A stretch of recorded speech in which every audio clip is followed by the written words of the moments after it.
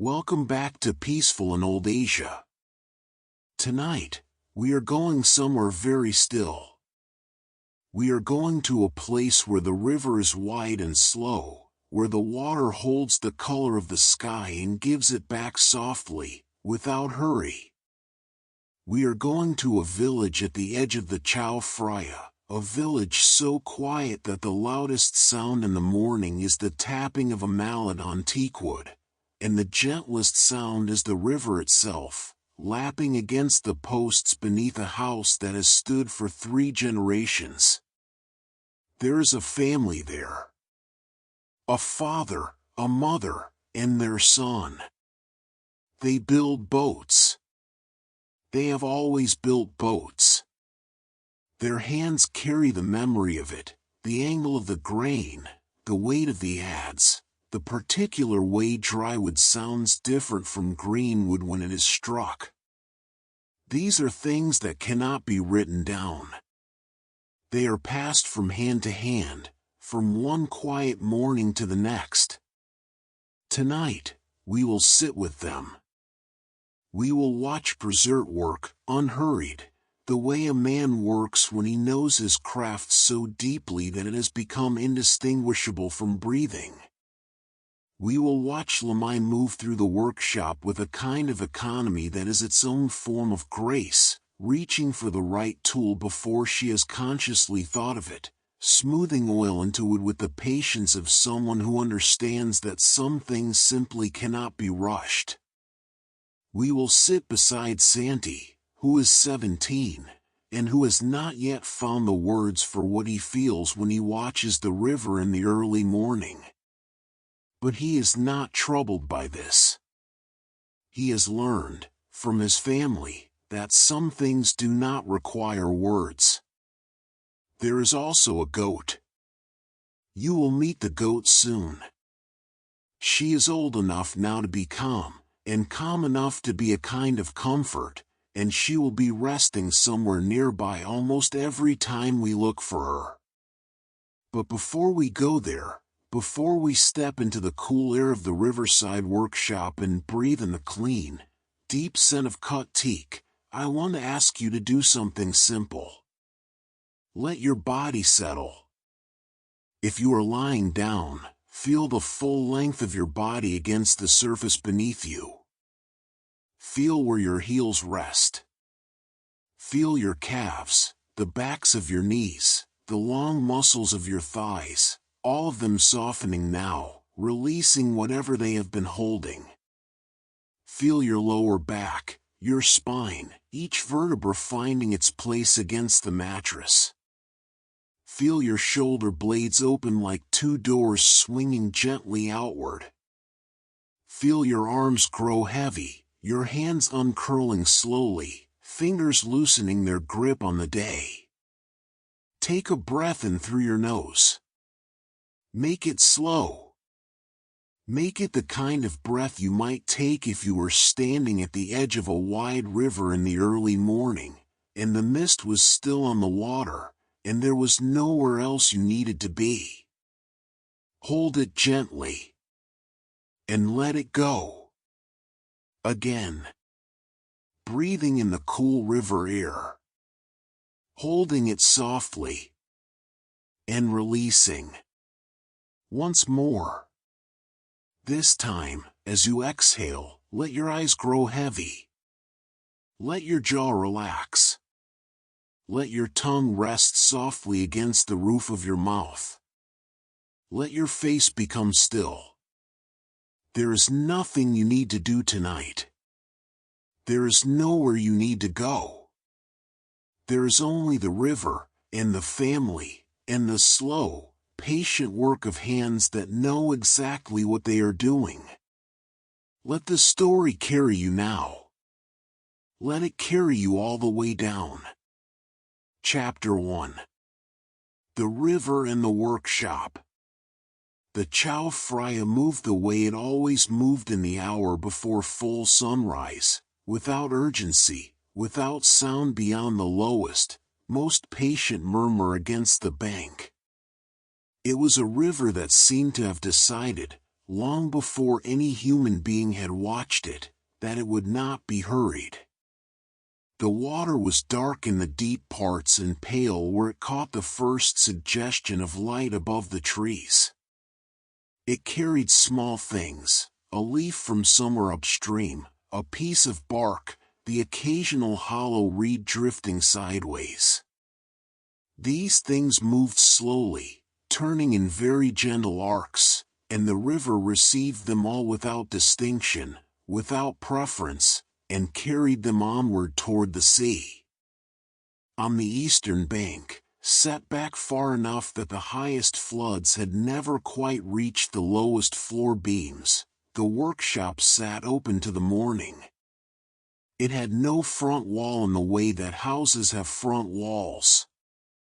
Instead, it faced the river with a wide, open mouth, 3 great beams across the top, the roof extending well beyond them to shelter the work from both rain and afternoon sun, the floor a thick planked platform of darkened wood that had absorbed 10,000 days of sawdust and linseed oil and the slow, particular sweat of careful labor.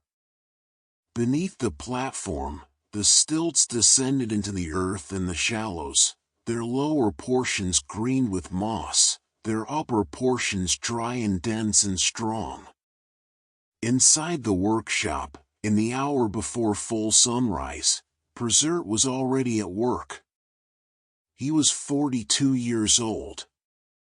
He was not a large man, though his forearms were disproportionately strong in the way of men whose strength has been built not through effort but through the accumulated weight of 10,000 repetitions of the same careful motion.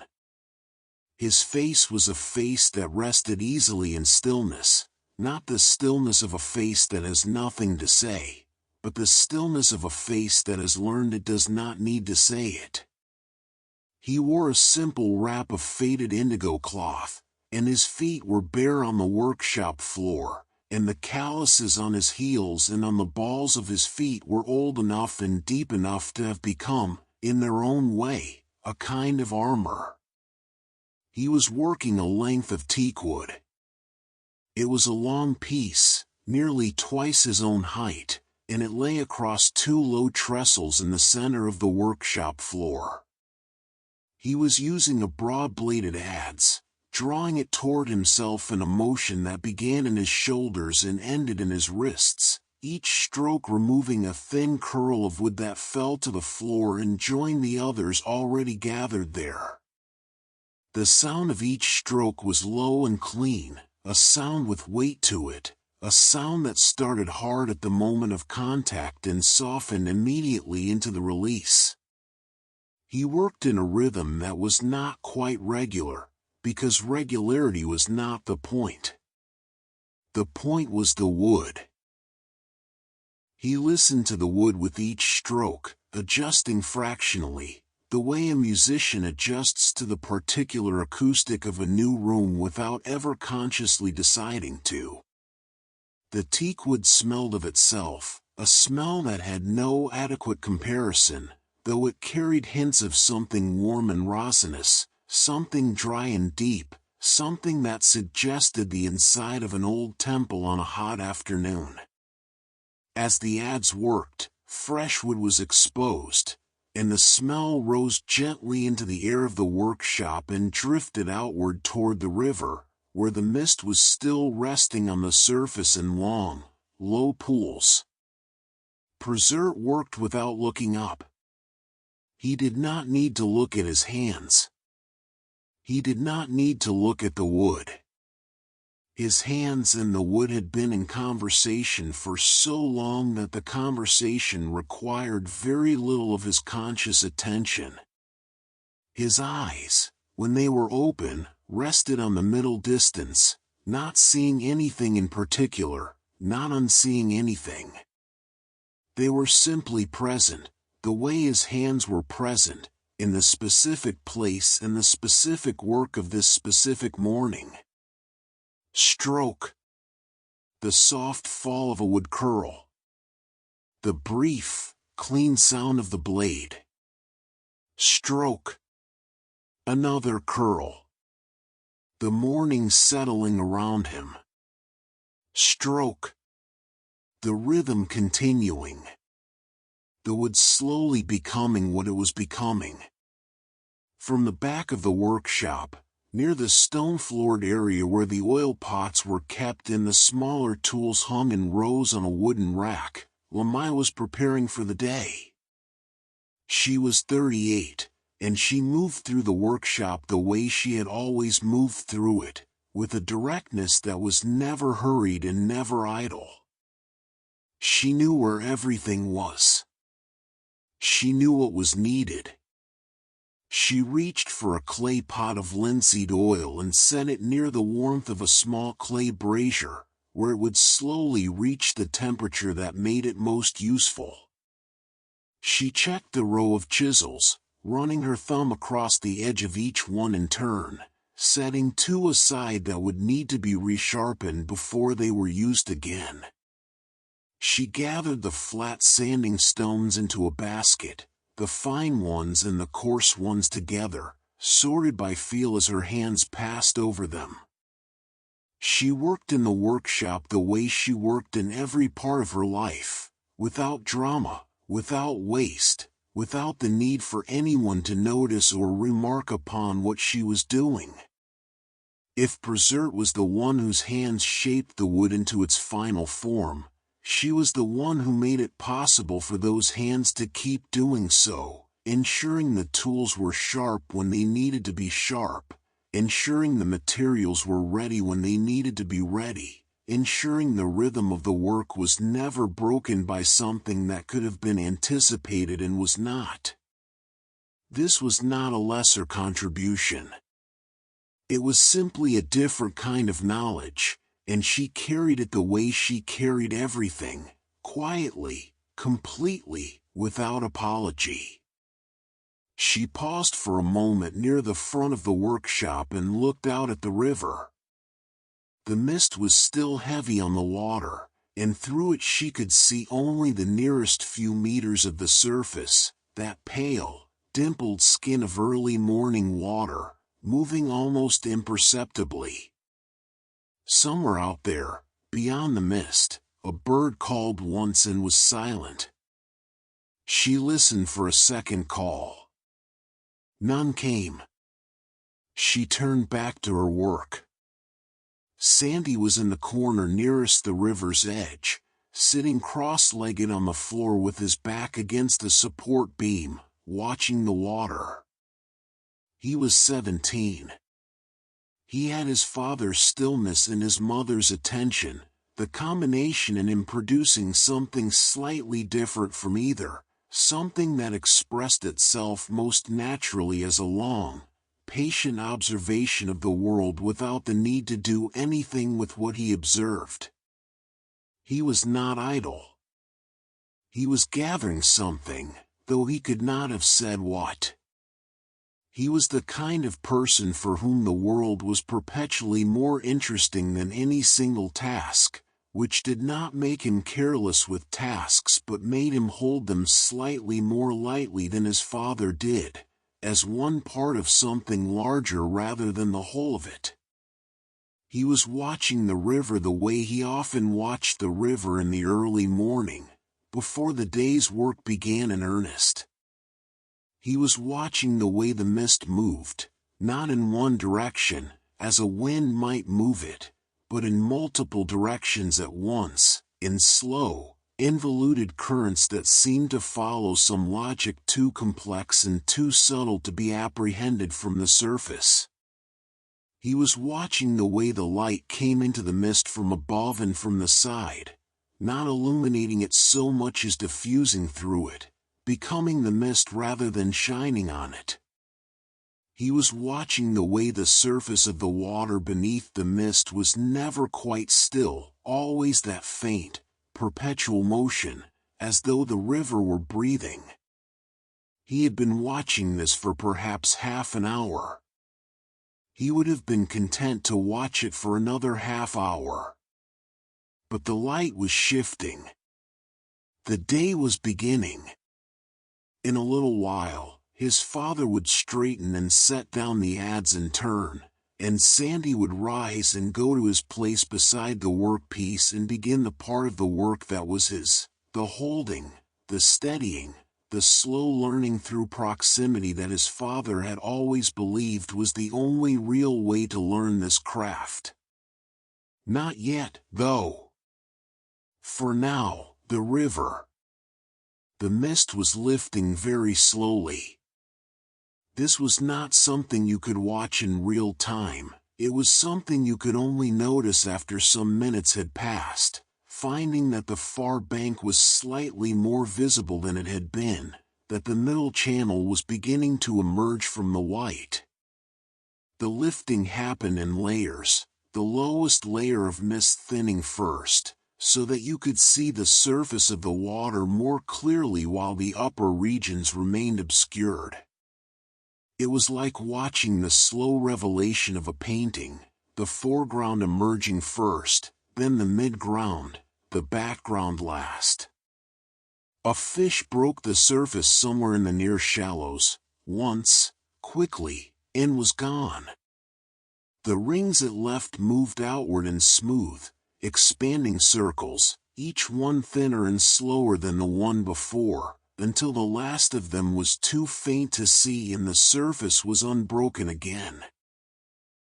Sandy watched this and felt something he could not name, not happiness exactly, not sadness, not wonder in the sharp, surprised sense. Something quieter than all of those. Something that had to do with watching a thing be exactly what it was, without pretension or performance. The fish had broken the surface because that was what the fish did. The rings had spread and faded because that was what rings did.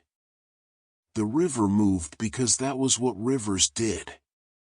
All of it together formed something that he could not have put into words but that felt, in the early morning, very close to enough. Behind him, the rhythm of the adze continued. Stroke. Pause. Stroke.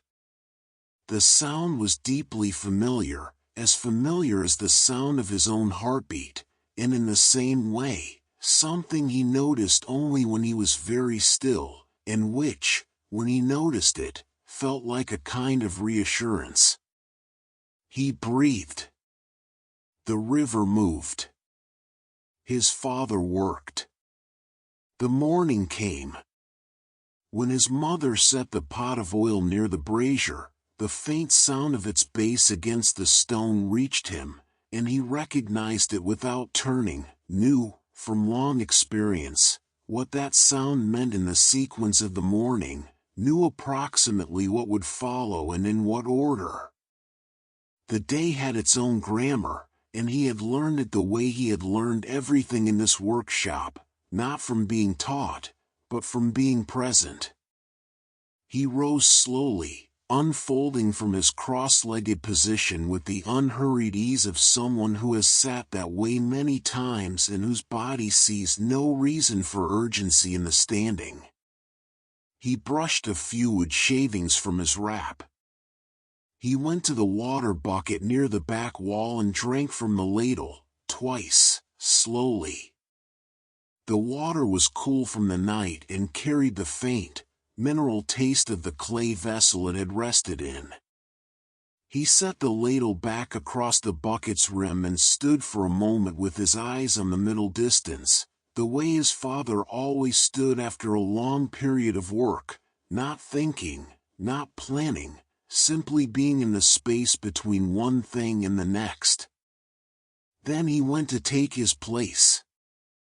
The workpiece his father was shaping was the body of a long river vessel, the kind used by merchants traveling between the larger settlements along the river, capable of carrying several passengers and a reasonable quantity of cargo, low enough in profile to pass without difficulty beneath the overhanging branches that reached across the narrower waterways.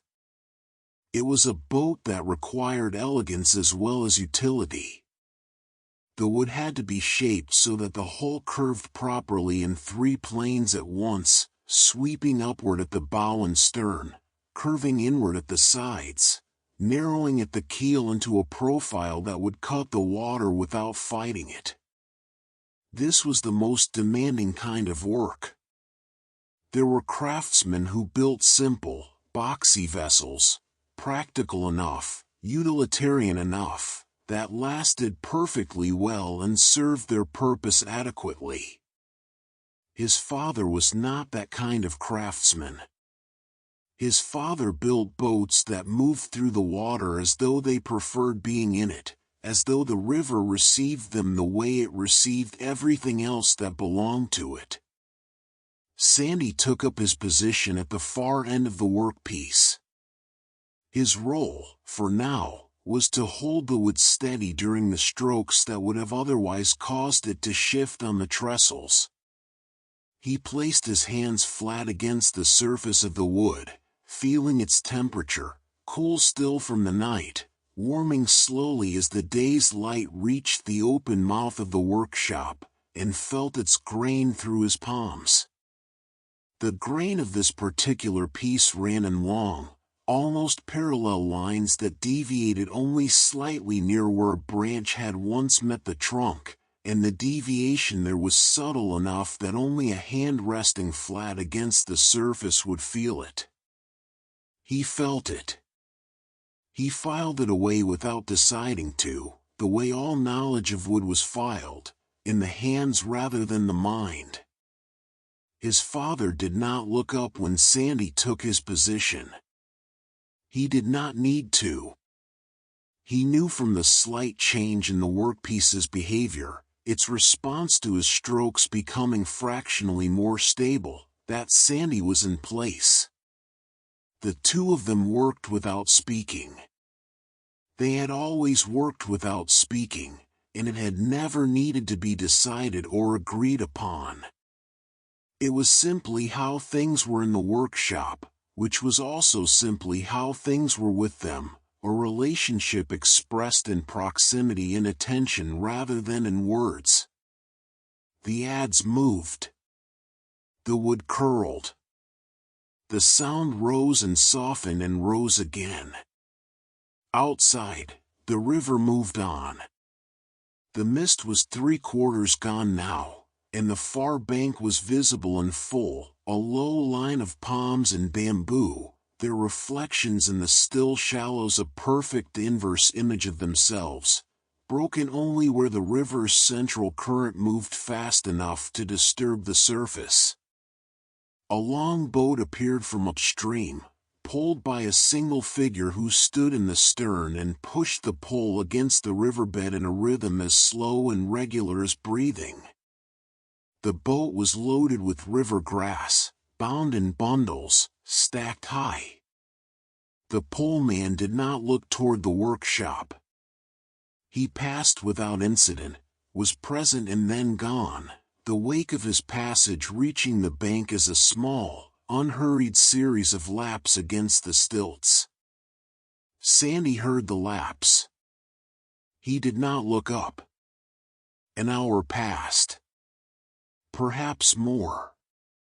Time in the workshop did not accumulate the way time accumulates in places where things change rapidly.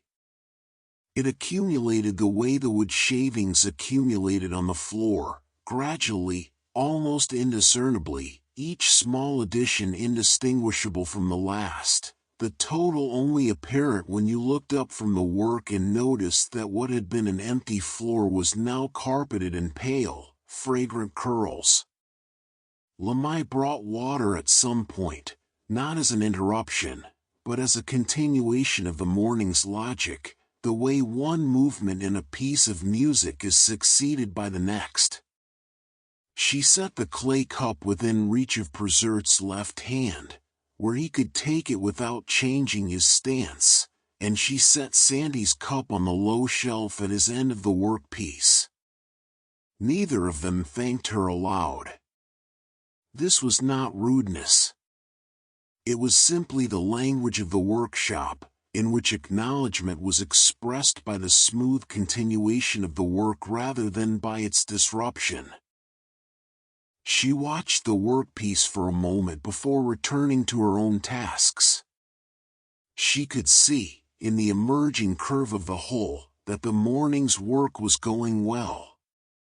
There was something in the way her husband moved that changed very subtly when the work was going well, a quality of complete absorption, the slight loosening of the shoulders that was the opposite of tension, the breathing that became slower and deeper and more regular. She had learned to read these signs the way she had learned to read all things about the people she lived among, not through being told, but through the long, patient accumulation of attention. She was satisfied with what she saw. She went back to her work. The morning deepened. The light in the workshop shifted as the sun rose, moving from the cool, directionless gray of before dawn to a warmer, more directional gold that came in at a low angle from the east and caught the wood shavings on the floor and turned them luminous.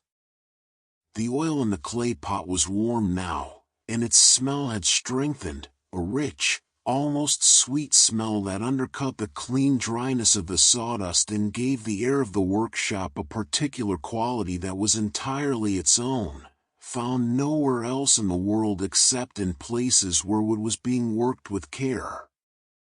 A wooden stool stood at the side of the workshop, pushed back against the wall.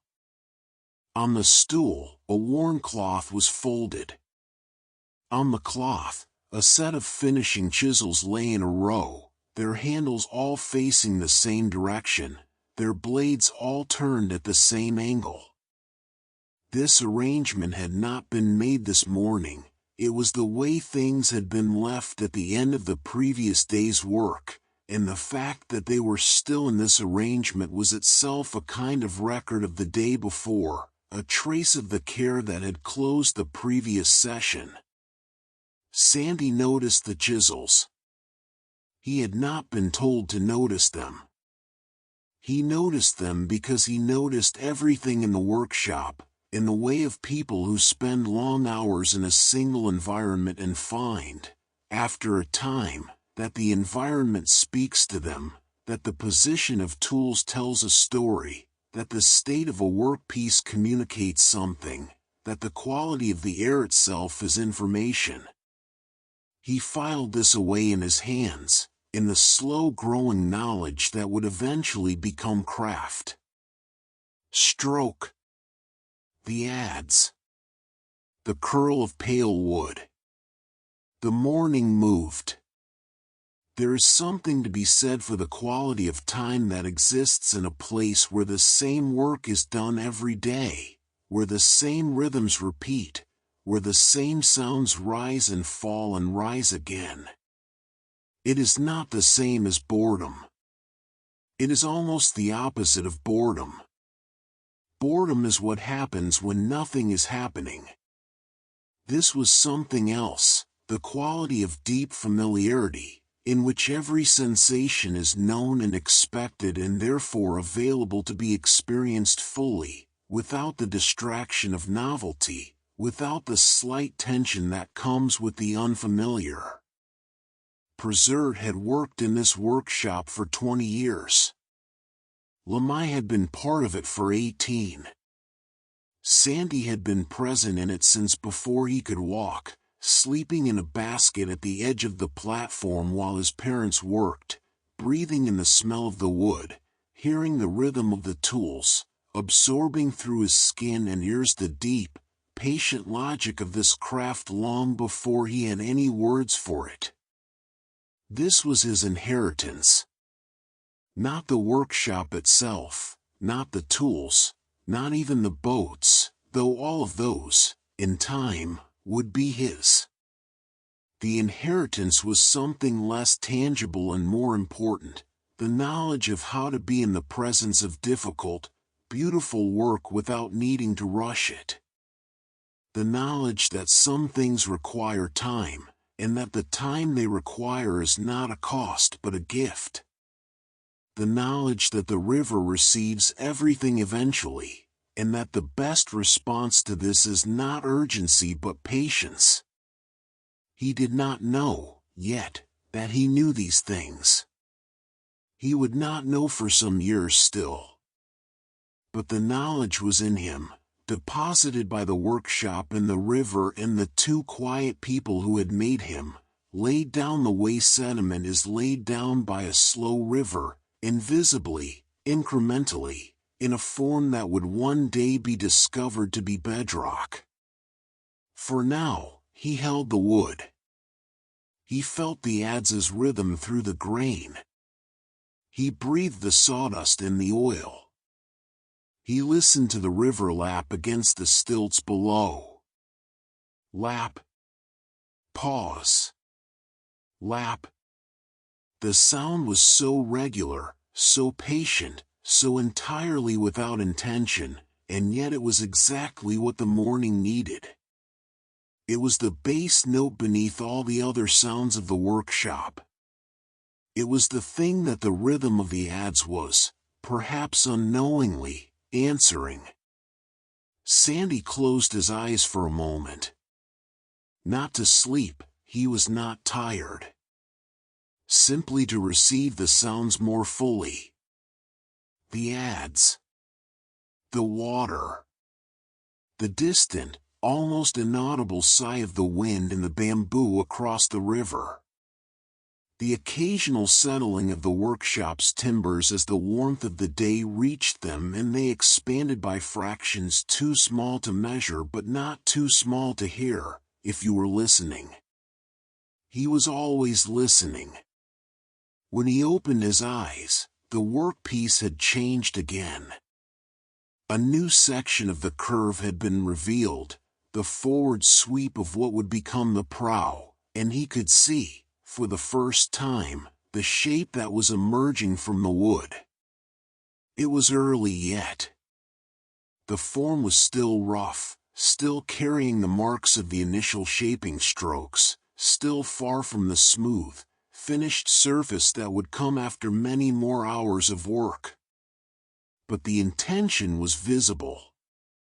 The line of the thing was there. He looked at it for a long moment. His father continued working without pausing.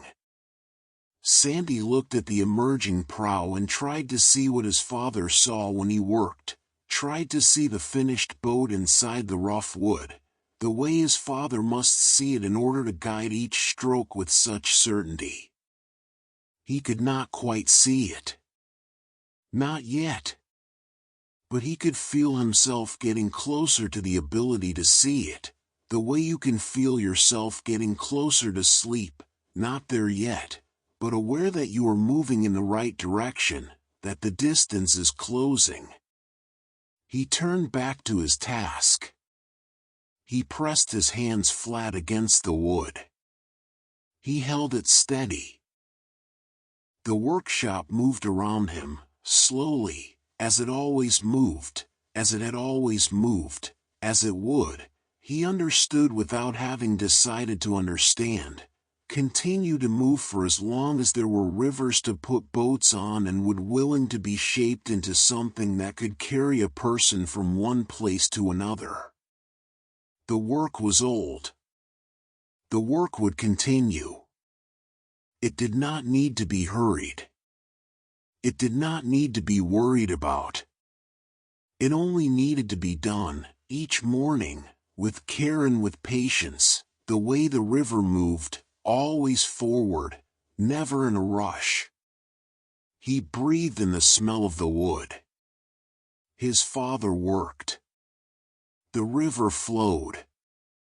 The morning settled into itself, fully and quietly, the way a sleeping person settles into the last and deepest stage of rest, without announcement, without drama, without any sound at all except the soft, continuous rhythm of the world going gently on. Chapter 2. The Boy in the Hidden Ravine. This is a memory. It comes the way memories come in the early morning, when the mind is not yet fully committed to the present, arriving not with the sharp edges of a recalled fact but with the soft, peripheral quality of something that is simply there, the way the smell of the wood is simply there, the way the sound of the river is simply there. It does not announce itself. It does not demand attention. It settles alongside the present the way a second boat settles alongside the first, floating in the same water, subject to the same current, moving at the same unhurried pace. 2 years ago, Sandy was 15. It was the dry season, which in this part of the kingdom meant that the river was lower, the banks wider, the air drier and more golden than at other times of the year. The family had needed firewood, not urgently, but in the way that practical things are always needed in a household that plans ahead, that does not wait for absence before attending to supply. Sandy had gone inland to gather it, following the familiar path that led from the back of the workshop through the stand of bamboo and then into the secondary forest that lay behind the village, where fallen branches could be found in reasonable quantities and where the undergrowth was not yet so thick as to make the gathering difficult. He had taken a cloth sling for carrying the wood and a small blade for cutting what could not simply be broken. He had left in the morning, when the air was still cool and the light was still low and slanted, and he had expected to be back before the midday heat. He followed the path for perhaps a third of the journey and then, without having made a decision, turned off it. This was not recklessness. He knew the forest well enough to know when he was still within its familiar range, and the section he entered, moving slightly downhill, away from the main path, through a corridor of large-leafed plants whose roots disappeared into the soft, darker earth, was not unknown to him. He had been this far before, though not recently. There was something about the quality of the air that morning, something in the way the light was falling through the high canopy in particular shafts and columns, that made the forest seem worthy of closer attention. He was not looking for anything. He was simply following a quality of attention that he had always trusted. The ground sloped more steeply as he moved deeper.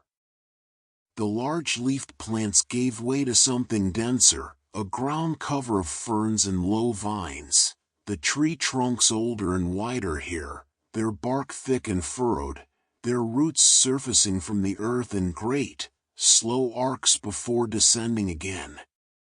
The soil was darker and damper. There was the smell of moss and of water somewhere nearby, though he could not yet see any water. He moved carefully, stepping over the root arcs, ducking under the lowest branches. And then the forest simply ended, and he was at the edge of a ravine. It was not large. Perhaps 15 meters across at its widest, perhaps 12 meters deep at its deepest point. The walls of it were steep, not quite vertical, but close enough that descending them would require care, and they were covered in the soft, dense growth of places that never see direct sunlight, moss and thick green layers, small ferns growing sideways from the rock, trailing vines that descended from the lip and disappeared into the darkness below. The bottom of the ravine was not visible from where he stood. The vegetation was too thick, the light too filtered. He stood at the edge and looked down. It was very quiet here. The sounds of the forest above, the birds, the wind in the high canopy, the occasional creak of a large tree, were muffled by the walls of the ravine and by the dense plant life that covered them. What reached him instead was a quieter, more enclosed quality of sound, the drip of water from somewhere unseen, the soft movement of air through the vertical space, the particular resonance that deep, enclosed places have, as though the silence itself has a texture. He heard the sound before he identified it.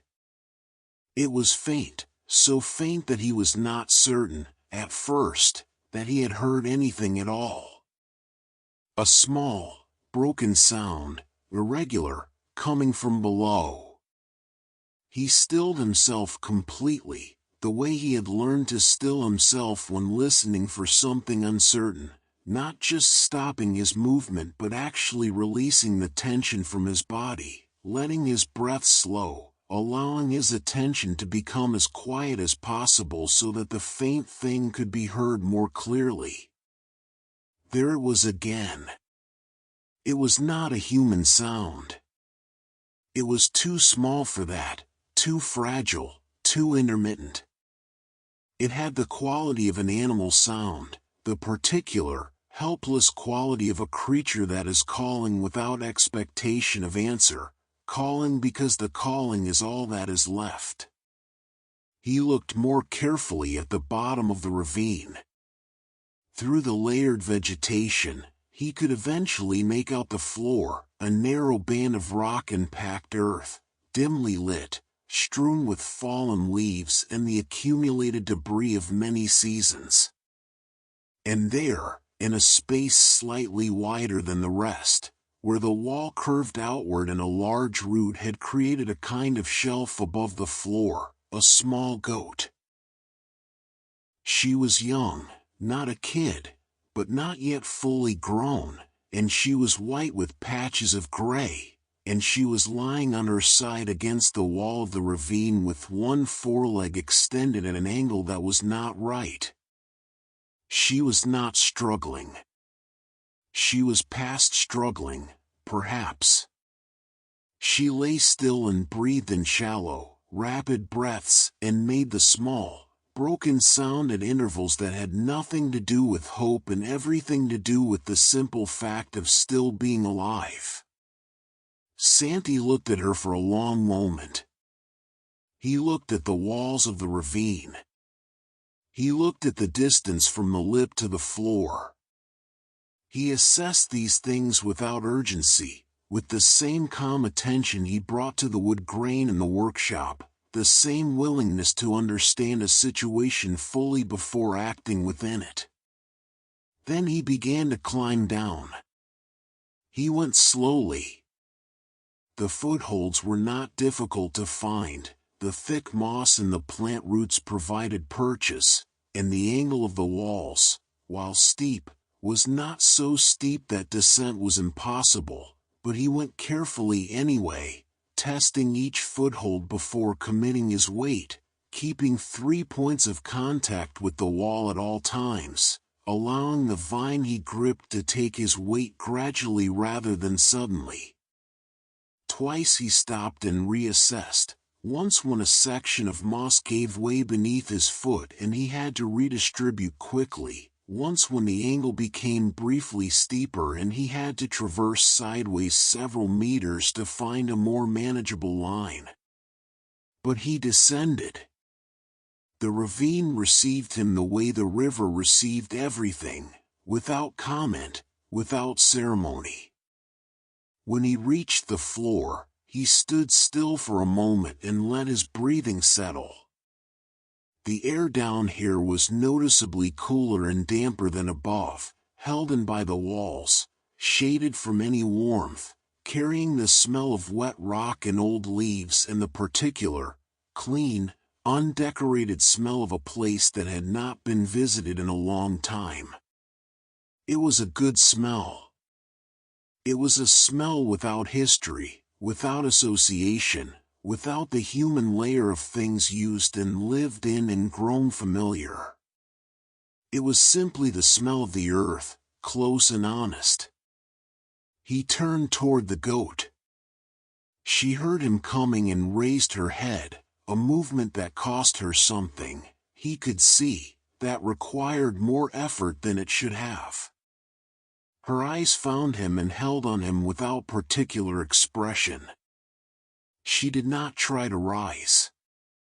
She had learned, presumably, the hard way, that rising was not available to her. She watched him approach with the alert, exhausted patience of a creature that has moved beyond the acute phase of fear into something more sustained and less intense. He stopped 2 arms lengths from her and crouched down so that his head was at her level. He did not reach for her. He did not speak immediately. He simply crouched and looked at her and let her look at him, allowing the mutual recognition to happen at whatever speed it needed to happen.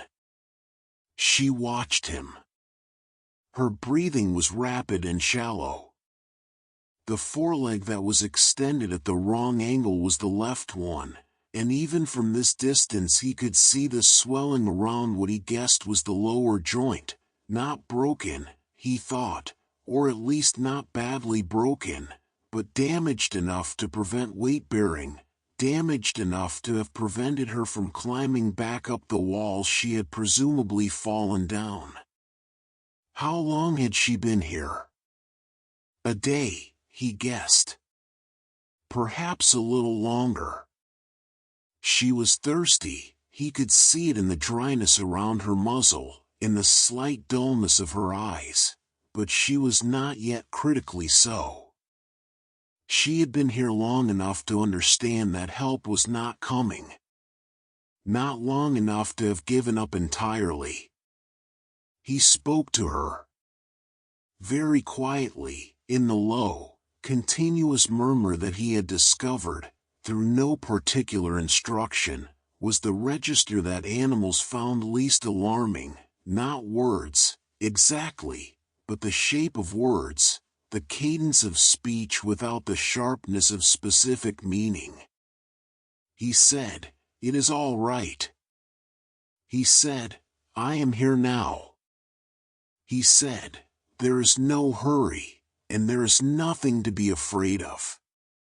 He said these things in a tone that suggested he believed them completely, which he did, because he was the kind of person for whom the present moment, whatever it contained, was manageable, addressable, workable. This was not optimism, which is a kind of hope about the future. It was something more immediate and more useful, a basic confidence in the sufficiency of the present. She listened to him. She did not relax entirely, but the shallow rapidity of her breathing slowed, fractionally, and the focus of her gaze softened from the sharp wariness of encounter to something slightly more open. He moved closer. Very slowly. Still speaking in that low, continuous murmur. He stopped again when he was within reach and held out the back of his hand toward her muzzle, palm down, the way you offer yourself to an animal that needs to recognize you before it can accept you. She sniffed him. Twice, 3 times. Her nostrils moved in small, delicate arcs. He felt the warmth of her breath on the back of his hand, faintly sweet, faintly grassy, the breath of a ruminant that had not eaten in some time but carried the memory of what eating felt like. She did not pull away. He moved his hand slowly to her neck, and rested it there, and left it there. He felt her muscles, tight, still braced against whatever might come, and he did not try to loosen them. He simply kept his hand in place and continued speaking in his low, wordless way, and waited. A minute passed. Perhaps 2. The drip of unseen water continued somewhere in the walls of the ravine. A fern brushed against a rock face and made a sound like a very soft breath. The cool air moved almost imperceptibly through the narrow space.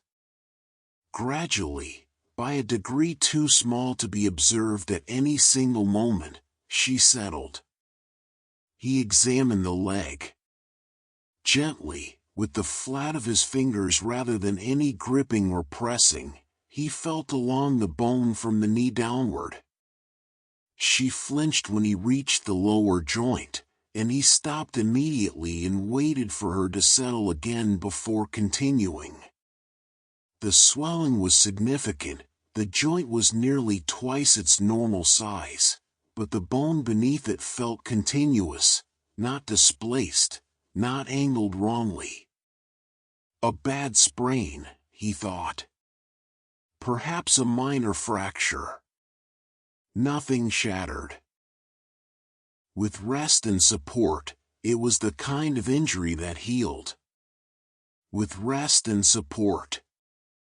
Here, in the bottom of a ravine 12 meters deep, with walls she could not climb on 4 legs and could not conceivably climb on 3. He sat back on his heels and thought. His cloth sling was still across his shoulder. He had found no firewood yet. He had not had time, but the sling itself was a long piece of coarse cloth, perhaps 2 meters when fully extended. He also had his blade. And around him, in the ravine floor and against the walls, was the accumulated debris of many seasons, fallen branches, ranging from the size of his wrist to the size of his forearm, some rotted and useless, some still solid enough. He began selecting branches. He was methodical about it, moving along the ravine floor and testing each piece, pressing it against the ground, feeling for flecks, checking the density of the wood. He chose carefully. He chose the way his father chose wood in the workshop, not the first piece that presented itself, not the nearest or most convenient, but the piece that was right for the purpose. He selected 8 branches. Then 10. Then 2 more for safety. He worked for a long time. He did not count the time, had no particular reason to, was not anxious about it. The work required his attention and he gave it. He used the blade to cut the branches to consistent lengths.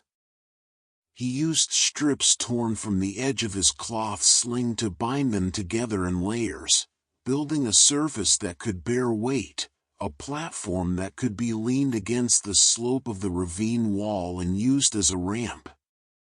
He had never built such a thing before. He had no instructions for it.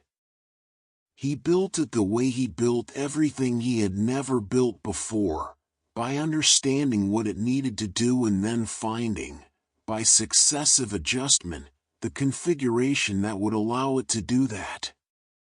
The goat watched him.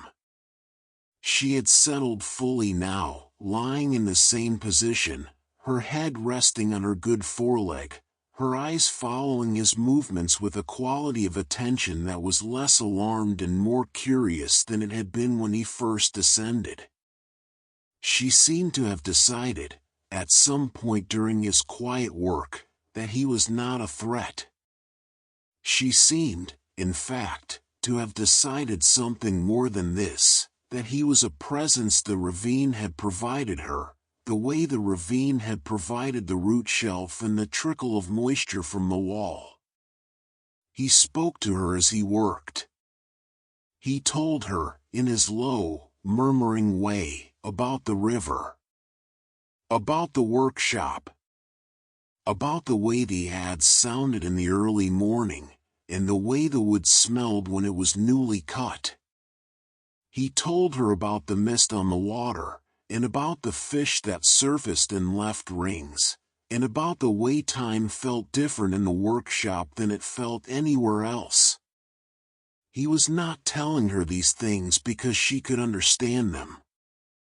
He was telling her because the telling helped them both, gave her the reassurance of a continuous, unhurried human voice, and gave him the particular calm that comes from speaking about familiar, good things while doing difficult work. The ramp, when it was finished, was not beautiful. It was not the work of a craftsman.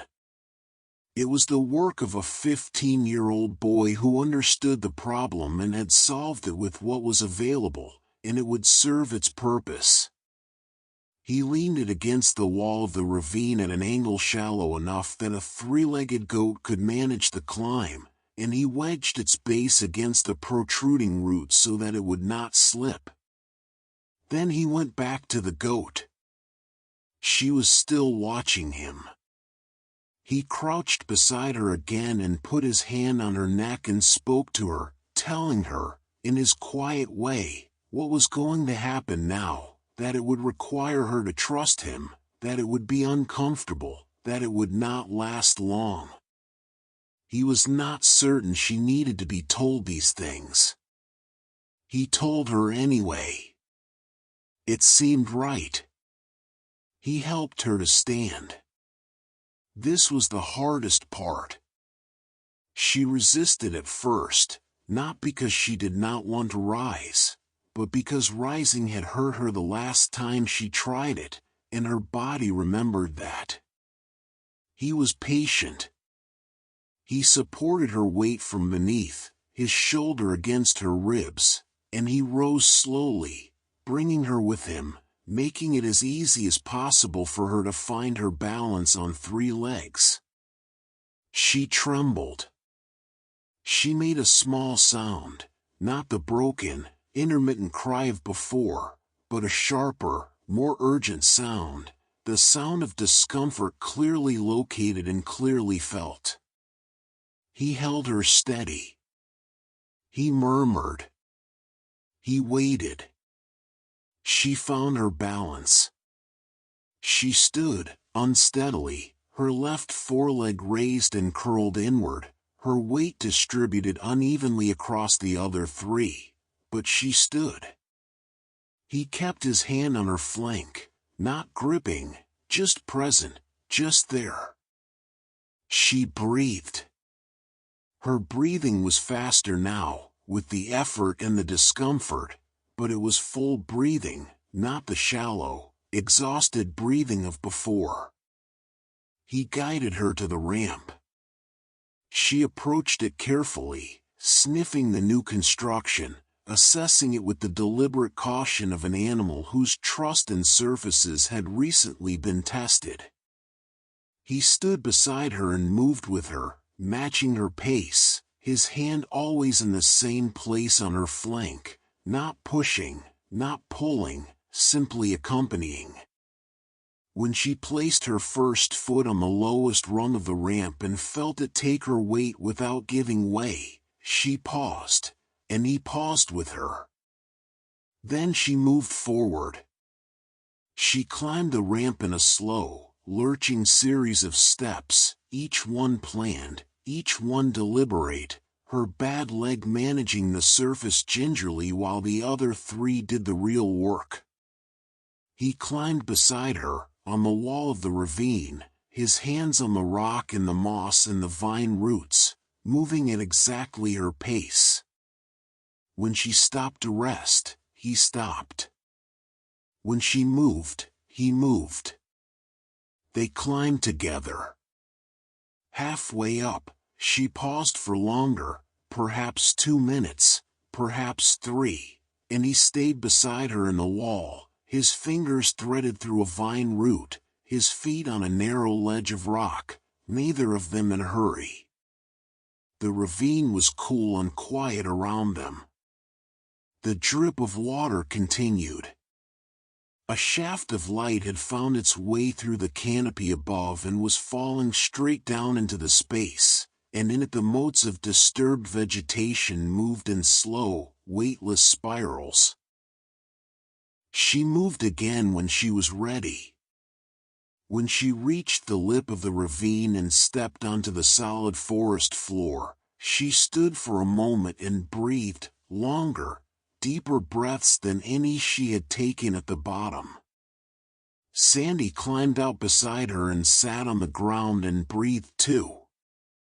The forest air up here was warmer and drier and smelled of the afternoon, which had come while they were in the ravine, the sun now high and direct. He tore the remaining cloth from his sling. He would not be carrying firewood today, and wrapped the injured leg as gently and as firmly as he could, not too tight, just enough to support the joint, to give it something to lean against. The goat allowed this. She stood still while he worked, her ears moving occasionally, her attention on the forest around her rather than on what he was doing, as though she had decided to trust the leg to him while she attended to other things. When he was finished, he sat back and looked at her. She turned her head and looked at him. For a moment, they simply regarded each other, Santi and the goat, on the floor of the forest, in the warm afternoon light, with the ravine behind them and the path back to the village ahead. He stood. He began walking. She followed him. She did not need to be led. She did not need to be coaxed. She simply walked behind him, at whatever pace he set, limping on the wrapped leg but moving steadily, her hooves finding the path the way his feet found the path, not because she had walked it before, but because he was walking it and she had, at some point during the hours in the ravine, made a decision about him that she was now enacting. They walked through the afternoon forest together. The light came through the canopy in the long, amber shafts of later afternoon. The birds were less active now than they had been in the morning. The bamboo made its dry, hollow sound when the occasional breeze found it. The path was soft underfoot, the soil warm from the day. Sandy walked slowly. He did not rush. He was aware of the leg, of the care she was having to take with each step, and he calibrated his pace to hers without deciding to, the way he always calibrated to the work in front of him, not by thinking about it but by attending to it. They arrived at the workshop as the day's last light was reddening the river. His mother saw them first. She came to the front of the workshop and stood with her hands at her sides and looked at Santi and then at the goat and then back at Santi. She did not ask where the firewood was. She did not ask how this had happened. She asked, in a practical way, what the leg needed, and he told her what he knew of it, and she went inside to find cloth for a better wrapping. His father came to the door of the workshop and stood in the way he stood when he was observing something he had not yet decided how to think about, very still, his arms at his sides, his eyes moving slowly between the elements of the situation. He looked at Santi. He looked at the goat. He looked at the wrapping on the leg, and at the cloth sling Sandy was carrying, the same sling that had left the house that morning, now a good deal shorter, missing its carrying portion. He said nothing. He went back inside. Later, Sandy found that a bucket of water had been placed near where the goat was resting, and beside it a bundle of fresh grass, and that neither of these things had been there before his father went inside. This was the first and most essential thing Sandy had ever learned about his father, that the man's care expressed itself in practical action and not in words, and that if you knew how to read practical action, you could hear everything that mattered. The memory softens now. The afternoon becomes the evening of 2 years ago, the evening becomes the morning of now, and Sandy's hands are on the workpiece in the workshop, and the river is moving, and the smell of the wood is the same smell it has always been. 2 years. Between that afternoon and this one, the distance is large and small at once, large in the way of all time that is past, which recedes without stopping, and small in the way of the things that matter within it, which do not recede at all but remain exactly where they were, available to the memory in the same full sensory detail as the present. He can still feel the weight of her against his shoulder as he helped her rise. He can still feel the particular temperature of the ravine floor, cool and specific, unlike any other coolness. He can still hear the drip of the water in the walls, and the small, broken sound she made before he found her, and the sound of the ramp's branches settling under her weight as she climbed. He holds the wood. He breathes. The adze moves. All of it together, the present and the past, the workshop and the ravine, the wood and the rock, forms a single, continuous texture. Not a story with a beginning and an end, but something more like a river, always moving, always itself, always carrying everything it has passed through in the quality of its current. The morning is fully arrived now. The mist is gone from the water.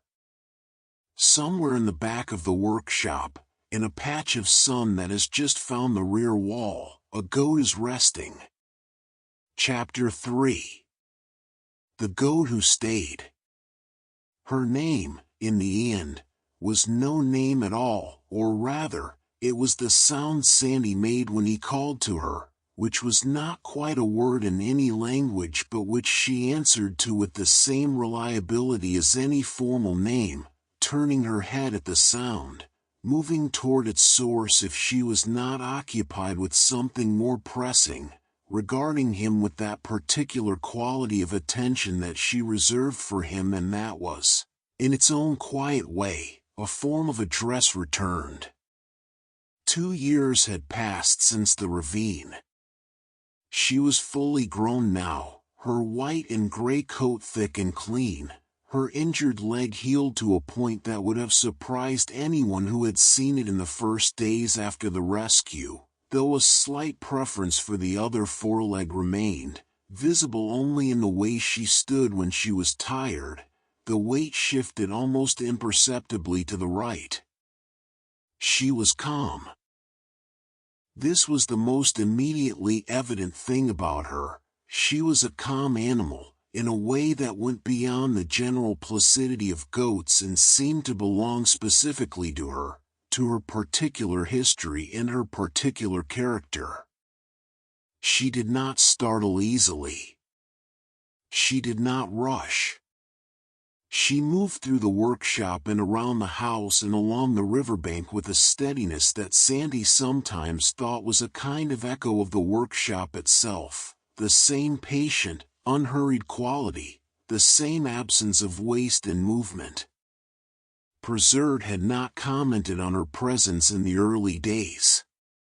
He had simply continued to set the bucket of water and the bundle of grass in the place he had chosen for them, and had continued to do so each morning after that, without variation, without discussion. When the leg had healed enough for her to move freely, she had begun following Lamai around the property, through the herb garden behind the house, along the raised walkway between the house and the workshop, into the workshop itself when the morning was cool enough to make the shade of the roof's extension pleasant. She had discovered, at some point, that the workshop floor was a good place to rest during the working hours of the day. The smell of the sawdust seemed to suit her. The rhythm of the tools seemed to suit her.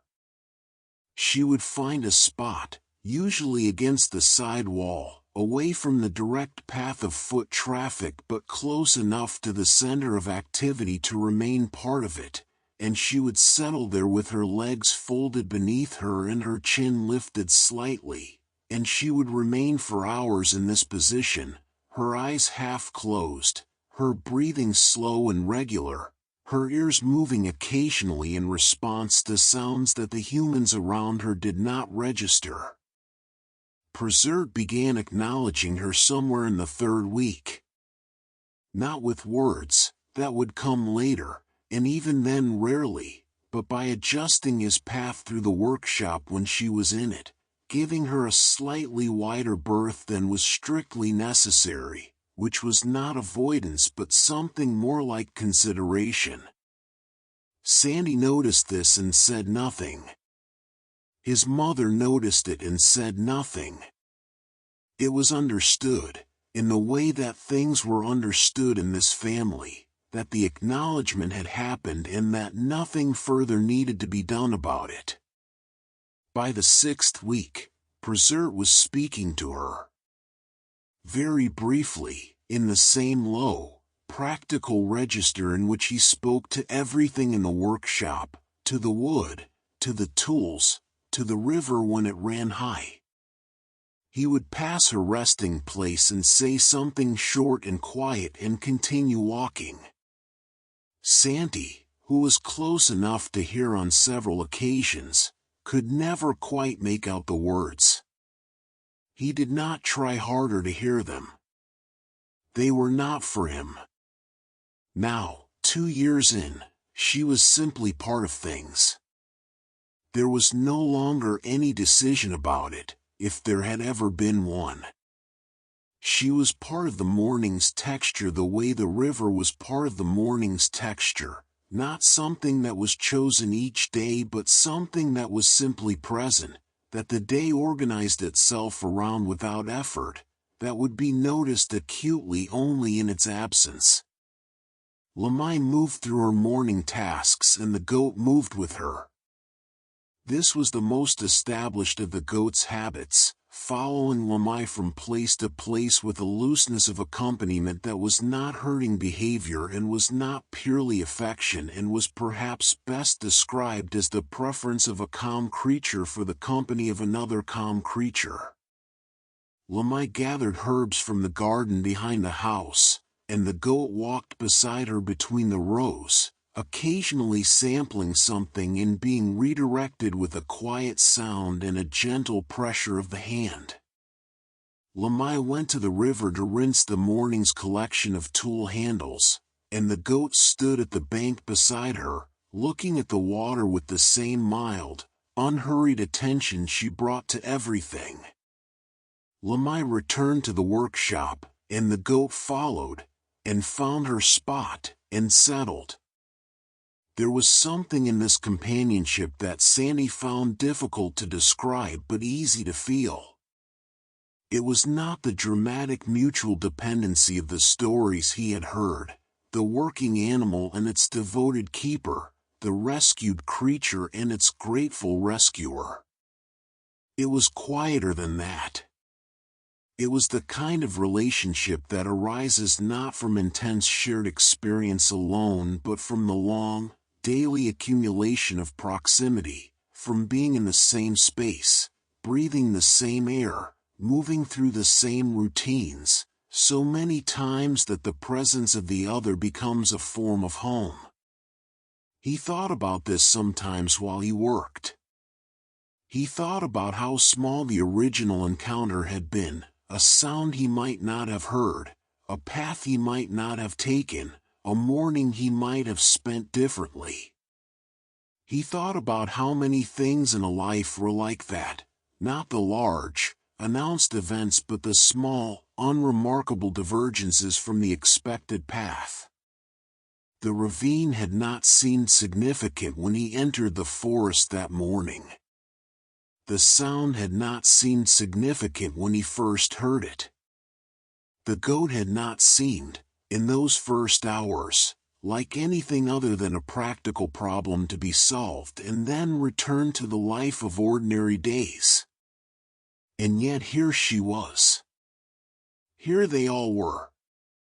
The workshop and the river and the family and the goat, all of them organized into a life together, all of them carrying the weight of that unremarkable morning 2 years ago in the way that things carry the weight of their origins, invisibly, completely, in a form that reveals itself only when you look carefully at the shape of the present and ask how it came to be exactly this shape and not some other. He did not think these thoughts in any particularly organized way. They came the way the memory of the ravine had come, peripherally, with the soft edges of things that do not need to be resolved or concluded. He let them move through him and did not try to hold them or examine them too closely. He had learned this, too, from the workshop, that some things are best understood by allowing them rather than pursuing them, the way some pieces of wood reveal their grain most clearly when you hold them obliquely to the light rather than looking at them directly. The morning moved through its middle hours. The goat chewed. This was, in its own way, one of the most soothing sounds in the workshop's daily soundscape, the slow, rhythmic working of her jaw, the faint, soft compression of whatever she was chewing, the brief pause and then the resumption, over and over in a cycle so regular and so unhurried that it became, after a while, something like a counterpoint to the ads. The ads spoke in the register of wood and tool and human intention. The chewing spoke in the register of animal contentment, of a body doing what bodies do when they are warm and fed and unafraid. Together they made a kind of texture, not music, but something that shared music's quality of being greater than the sum of its elements. The river moved outside. It moved the way it always moved, with that patient, deep, unceasing quality that was not the movement of something trying to get somewhere but the movement of something that simply was movement, that had no origin and intention and no destination and purpose, that was simply the expression of its own nature. Sandy heard it always. It was not a sound he had to listen for. It was simply present, the way his own breathing was present, below the threshold of active attention, noticed only when he chose to notice it or when the workshop fell quiet enough that all other sounds withdrew and the river remained, as it always remained, as it would always remain. The reeds along the near bank moved in the late morning wind.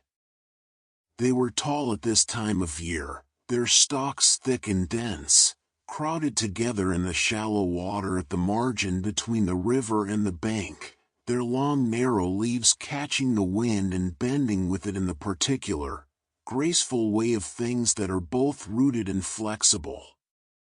When the wind came steadily, they all bent in the same direction and the effect was of a slow, green wave passing through them.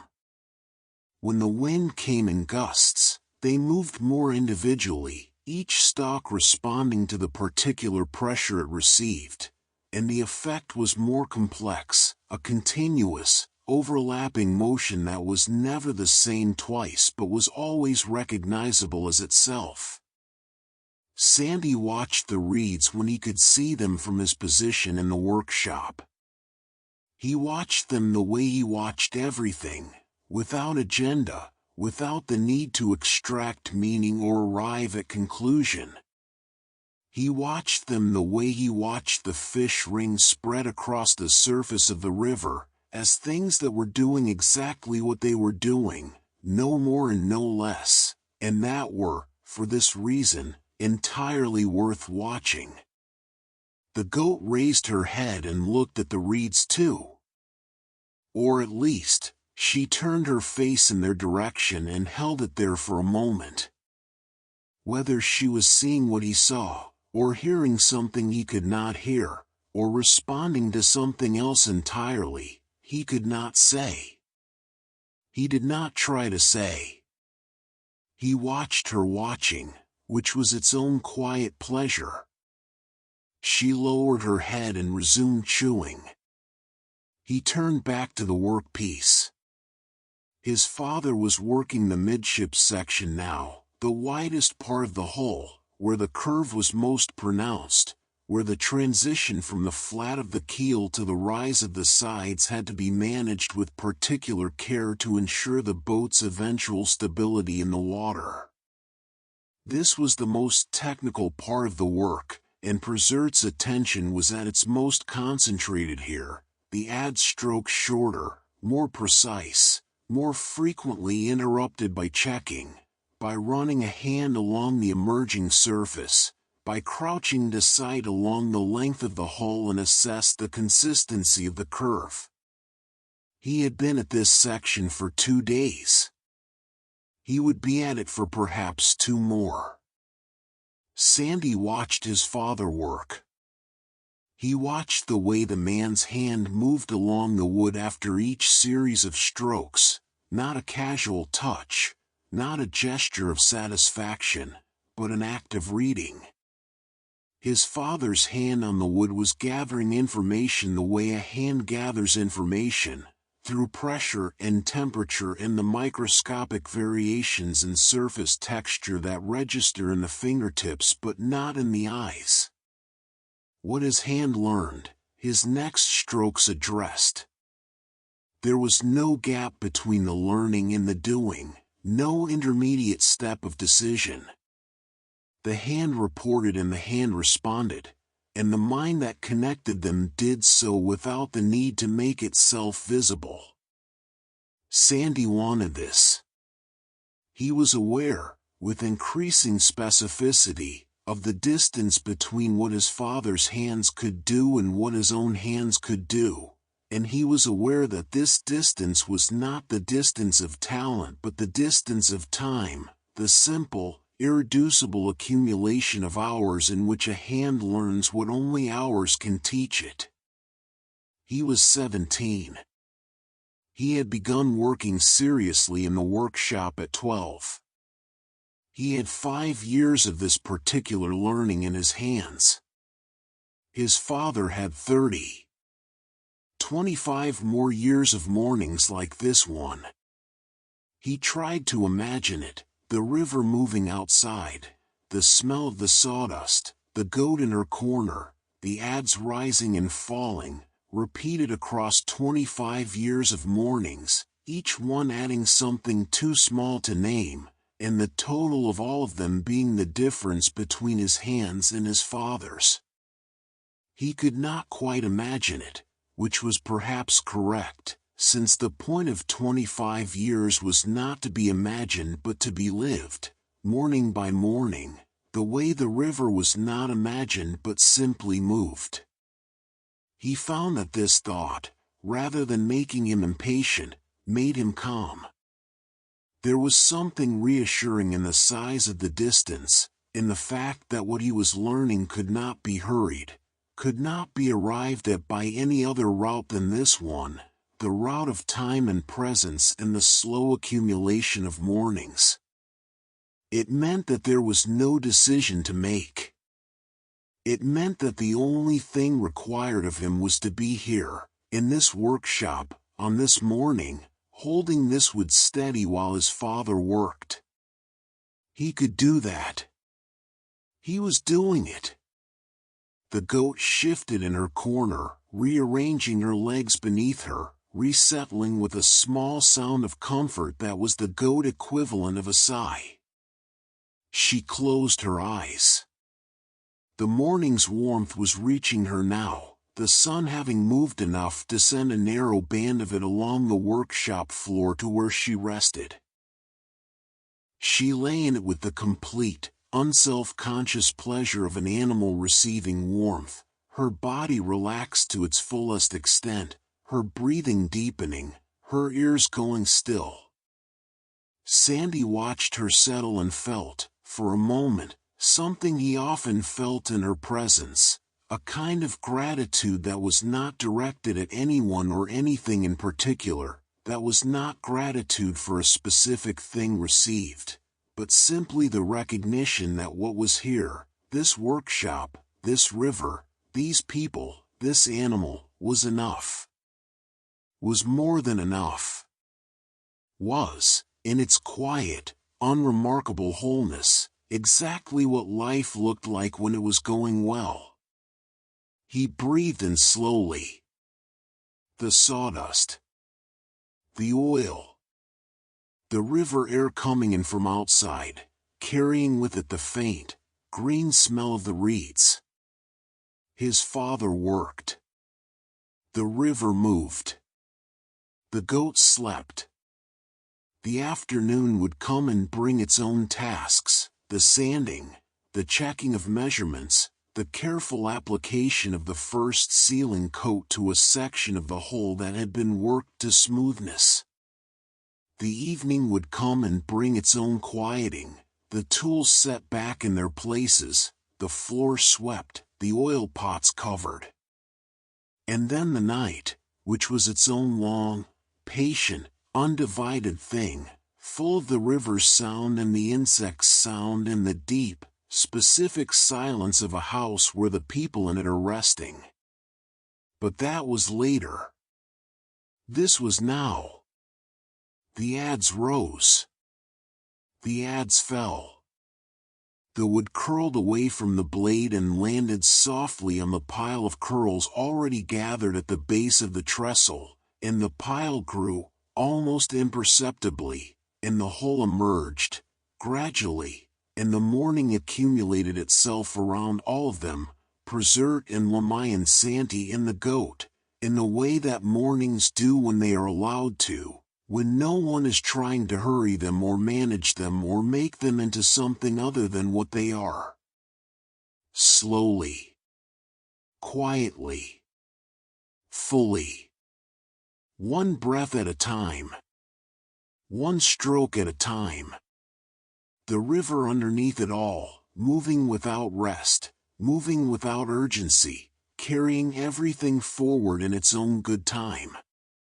Chapter 4. The boat that carries many journeys. The merchant had come on a Thursday, in the early part of the wet season when the river was still rising and the air carried the particular heaviness of rain that had not yet fallen. He was a man of middle age who moved with the careful, unhurried confidence of someone who has traveled a great deal and learned to conserve his energy for the journey rather than the arrival. He wore a simple cotton robe of dark green, slightly worn at the cuffs, and he carried a small leather satchel that he set on the ground beside him when he crouched to examine the boats already standing in various stages of completion at the edge of the workshop. He did not speak immediately. He looked at the boats the way Preserve looked at wood, with a concentrated, unhurried attention that was gathering information rather than forming impressions.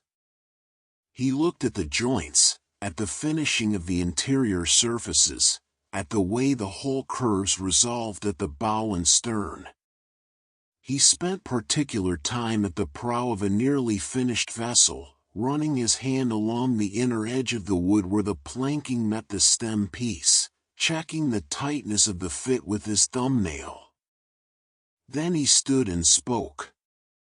He wanted a vessel capable of carrying 4 passengers and a substantial quantity of goods, spices, primarily, and the kinds of durable trade goods that traveled well on river journeys. He wanted a boat that would move well in both the broad channels of the main river and the narrower tributaries that connected the larger settlements to the smaller ones. He wanted it to last. He did not specify a time frame in an urgent way, but it was clear from the way he spoke that he was a man who expected things to be completed when they were completed, without being hurried and without being delayed unnecessarily. Preserve listened to all of this without speaking. He asked 2 questions when the merchant was finished, about the weight of goods typically carried at maximum load, and about the draft depth of the shallowest tributary the boat would need to navigate. He received his answers and was quiet for a moment, looking at the river.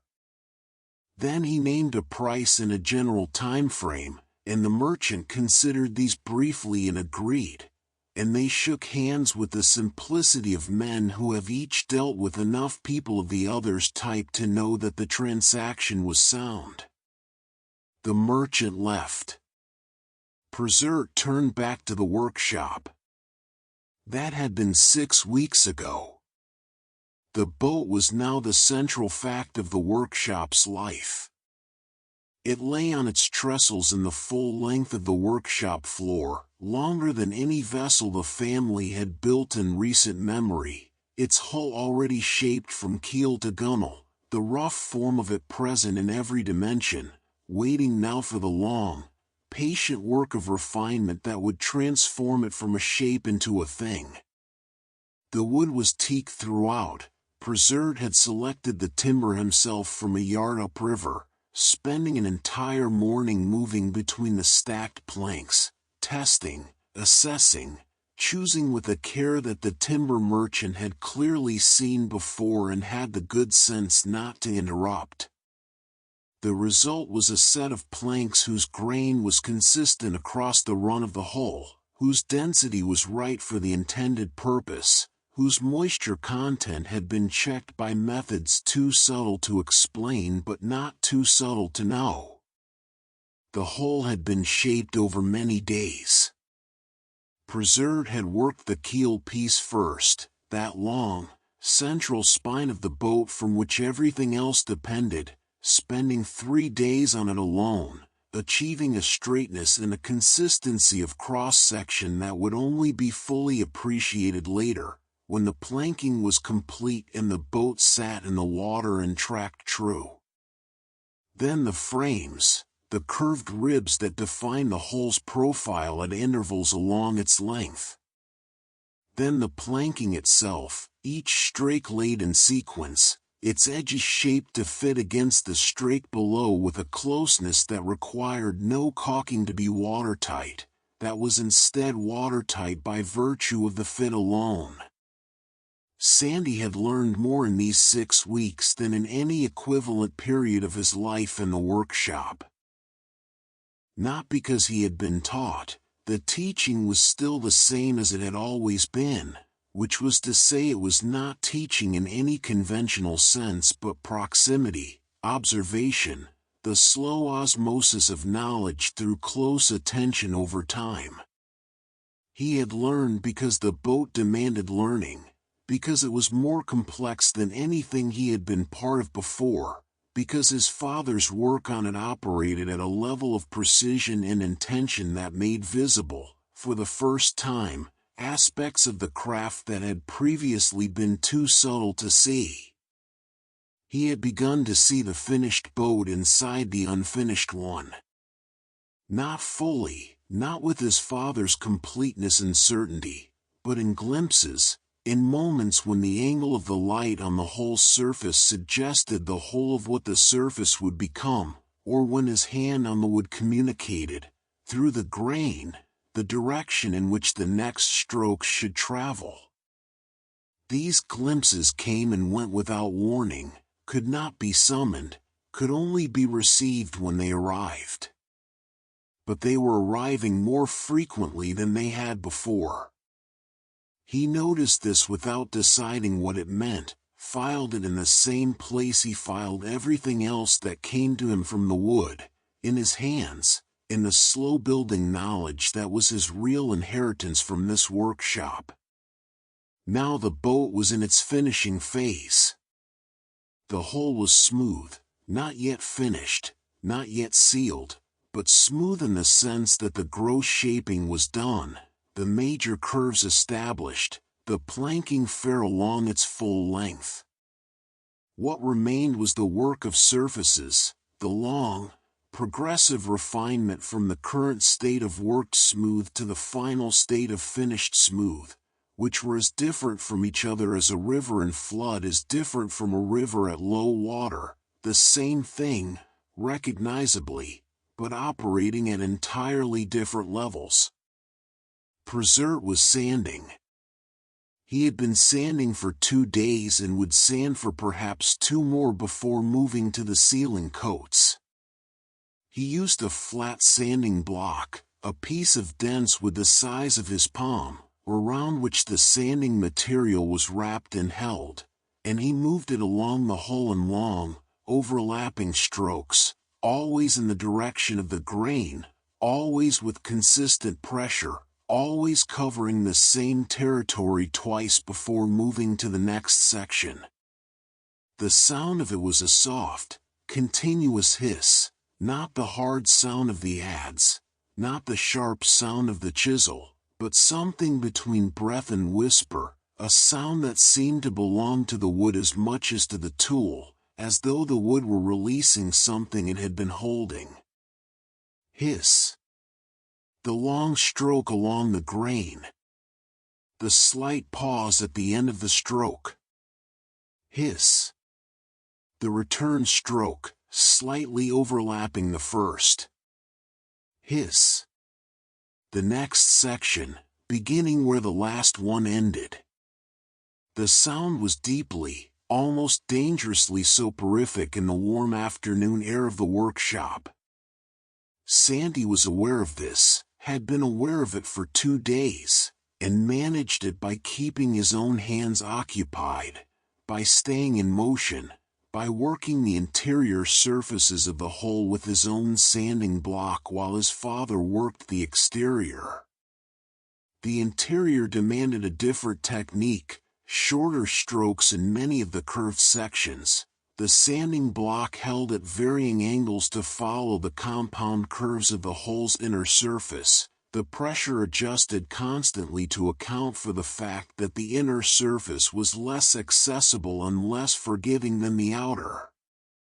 He was learning this as he did it, making small mistakes and correcting them, his hands gradually finding the feel of the work the way hands always find the feel of new work, imperfectly, incrementally, with a patience that was not decided upon but simply enacted. The goat was in her corner. She had been in her corner for most of both sanding days, which suggested that she found the sound of the sanding as conducive to rest as Sandy found it conducive to sleep. She lay with her chin on the workshop floor, her eyes half open, her breathing so slow and regular that it was occasionally impossible to tell, from across the workshop, whether she was awake or asleep. Probably both, in the way of animals who do not make sharp distinctions between the two states but inhabit the threshold between them with an ease that humans generally cannot manage and frequently envy. Lamai was at the oil pots. The ceiling coats were still some days away, but she was preparing for them in her characteristic way, ensuring that everything needed would be ready before it was needed, that there would be no pause in the work for want of material or preparation.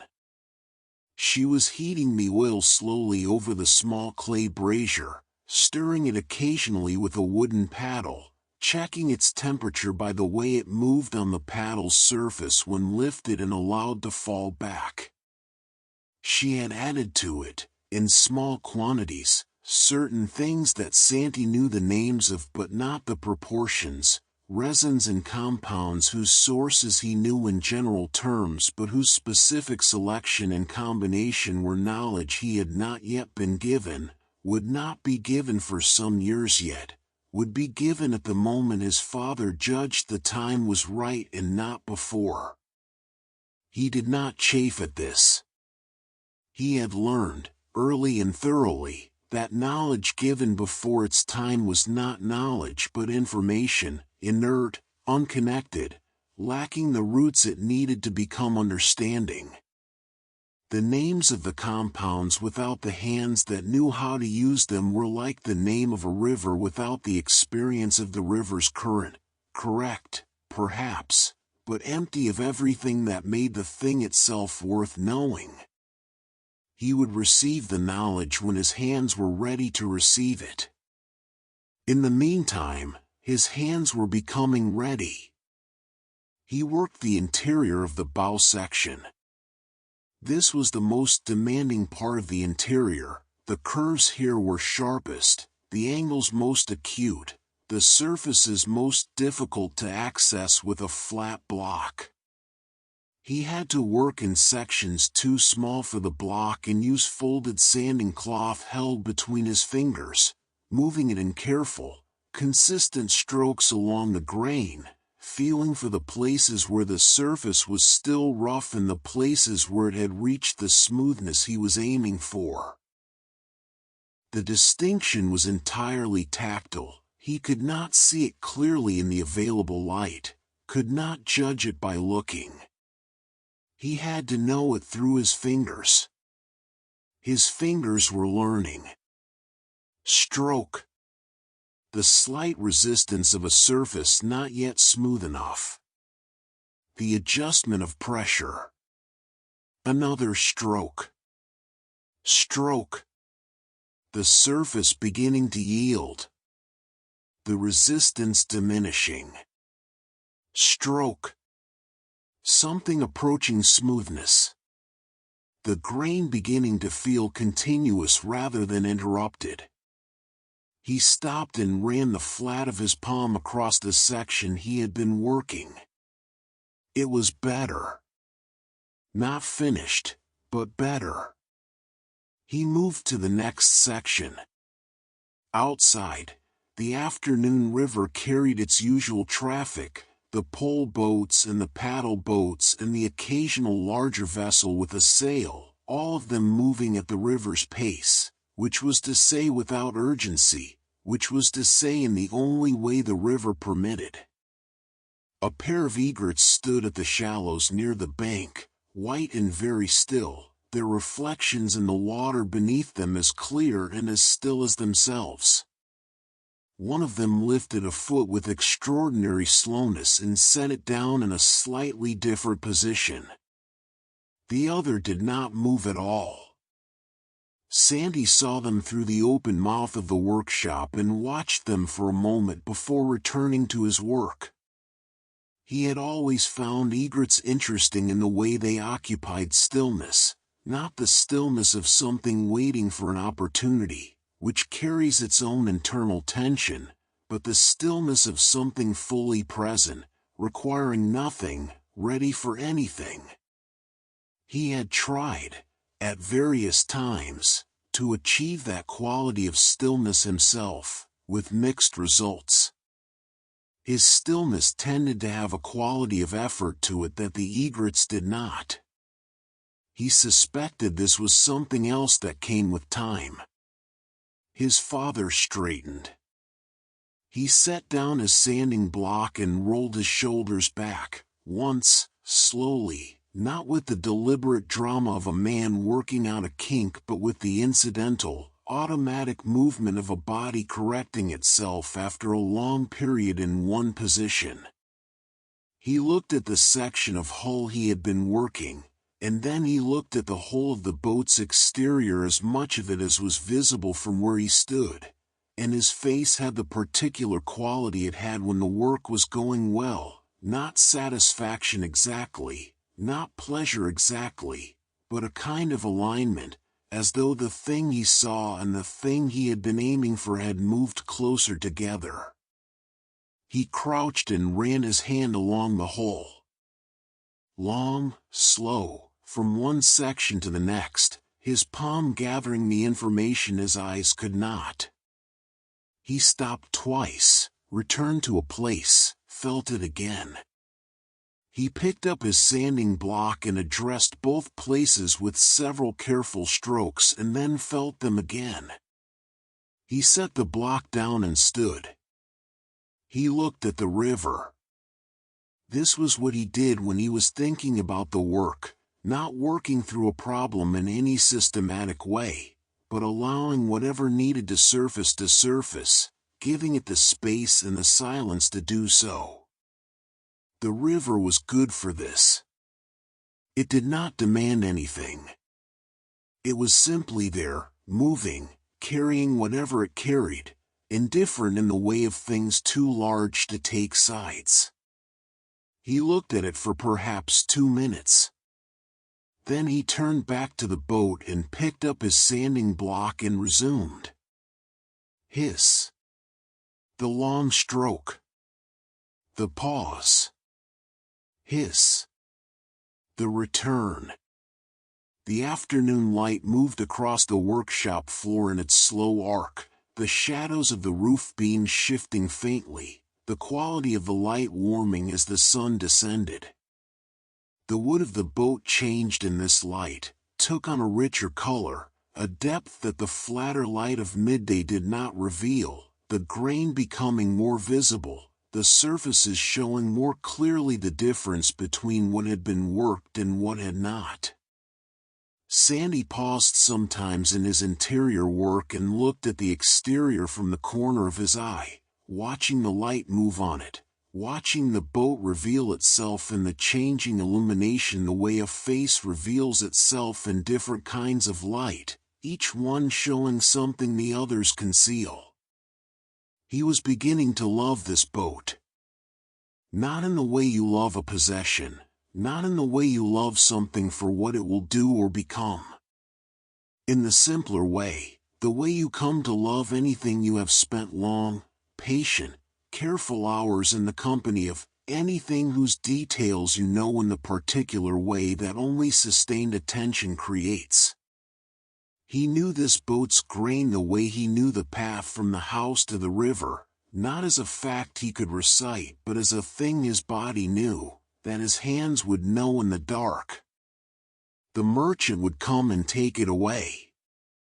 It would go out onto the river and carry its loads of spices and trade goods between the settlements, and it would be used and it would wear, and the people who used it would not know and would have no reason to know the months of mornings that had gone into it, the particular quality of attention that had shaped its hull, the patient accumulation of hours that had made it exactly what it was. This was how it should be. A boat was not built to be looked at. A boat was built to be on the river, to be loaded and pulled and paddled and tied to jetties in the rain, to serve its purpose in the world without asking to be recognized for what it cost to make it. Sandy understood this. He understood it the way he understood most things, not as a philosophy but as a fact. The work was the work. The work was its own reason. The river received everything eventually, and the best response to this was not to resist it but to do the work as well as it could be done, and to find, in the doing of it, everything the doing had to offer. Which was considerable. Which was, this afternoon, in this workshop, with the hiss of the sanding block and the sound of the river and the goat breathing in her corner and the smell of the oil heating slowly on the brazier, which was, today, more than enough. The evening cicadas were beginning. They started tentatively at first, a few individuals, each one uncertain, each one beginning its song and then stopping as though questioning the hour. Then more joined, and the questioning resolved, and the sound became the full, continuous, layered texture of evening in a riverside village, not loud, not intrusive, but present everywhere, occupying the background of the air the way the river occupied the background of sound, a thing you stopped noticing only when you were paying very careful attention, and which returned to your awareness when you turned your attention toward it, with the fullness of something that has been there all along. Preserve set down his sanding block for the last time. Sandy heard the sound of it being set down, that particular, definitive placement of a tool at the end of a working day, different from the setting down that happens mid-task, carrying in it the completion of the session without the completion of the work, and he set his own cloth aside and rose from his position inside the hull and climbed carefully out over the gunwale. The three of them stood for a moment near the boat. Not in a ceremonial way, there was nothing ceremonial about it. Simply in the way of people who have spent a long day at the same work and find themselves, at the day's end, facing the same object, each from their own angle, each carrying their own accumulation of the day's effort and the day's small learning. The boat lay between them. its hull curved in the evening light. The surfaces Preserved had worked were visibly smoother than the surfaces not yet reached. You could see the difference clearly in this light, the worked sections catching the low sun in a long, even sheen, the unworked sections still holding the slight roughness of the adz's passage. But even the unworked sections were already beautiful. The wood was beautiful. The form was beautiful.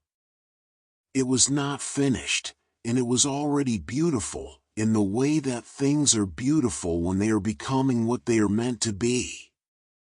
Lamai went to cover the oil pots. The goat rose from her corner, slowly, and stretched the way goats stretch, front legs extended, back arched, the whole body momentarily lengthened, and then came to stand near Sandy, her flank against his leg, looking at the boat with what might have been curiosity and might have been simply the direction of a calm animal's gaze at the nearest large object. Sandy put his hand on her back. He did not look at her. He looked at the boat. His father walked to the front of the workshop and looked at the river. The light on the water now was the light of the day's last half hour, amber and long-shadowed, the surface of the river holding it in the particular way of still water at evening, giving it back in the same quality it received but softened, as though the river were interpreting the light rather than simply reflecting it. The cicadas sang. The river moved.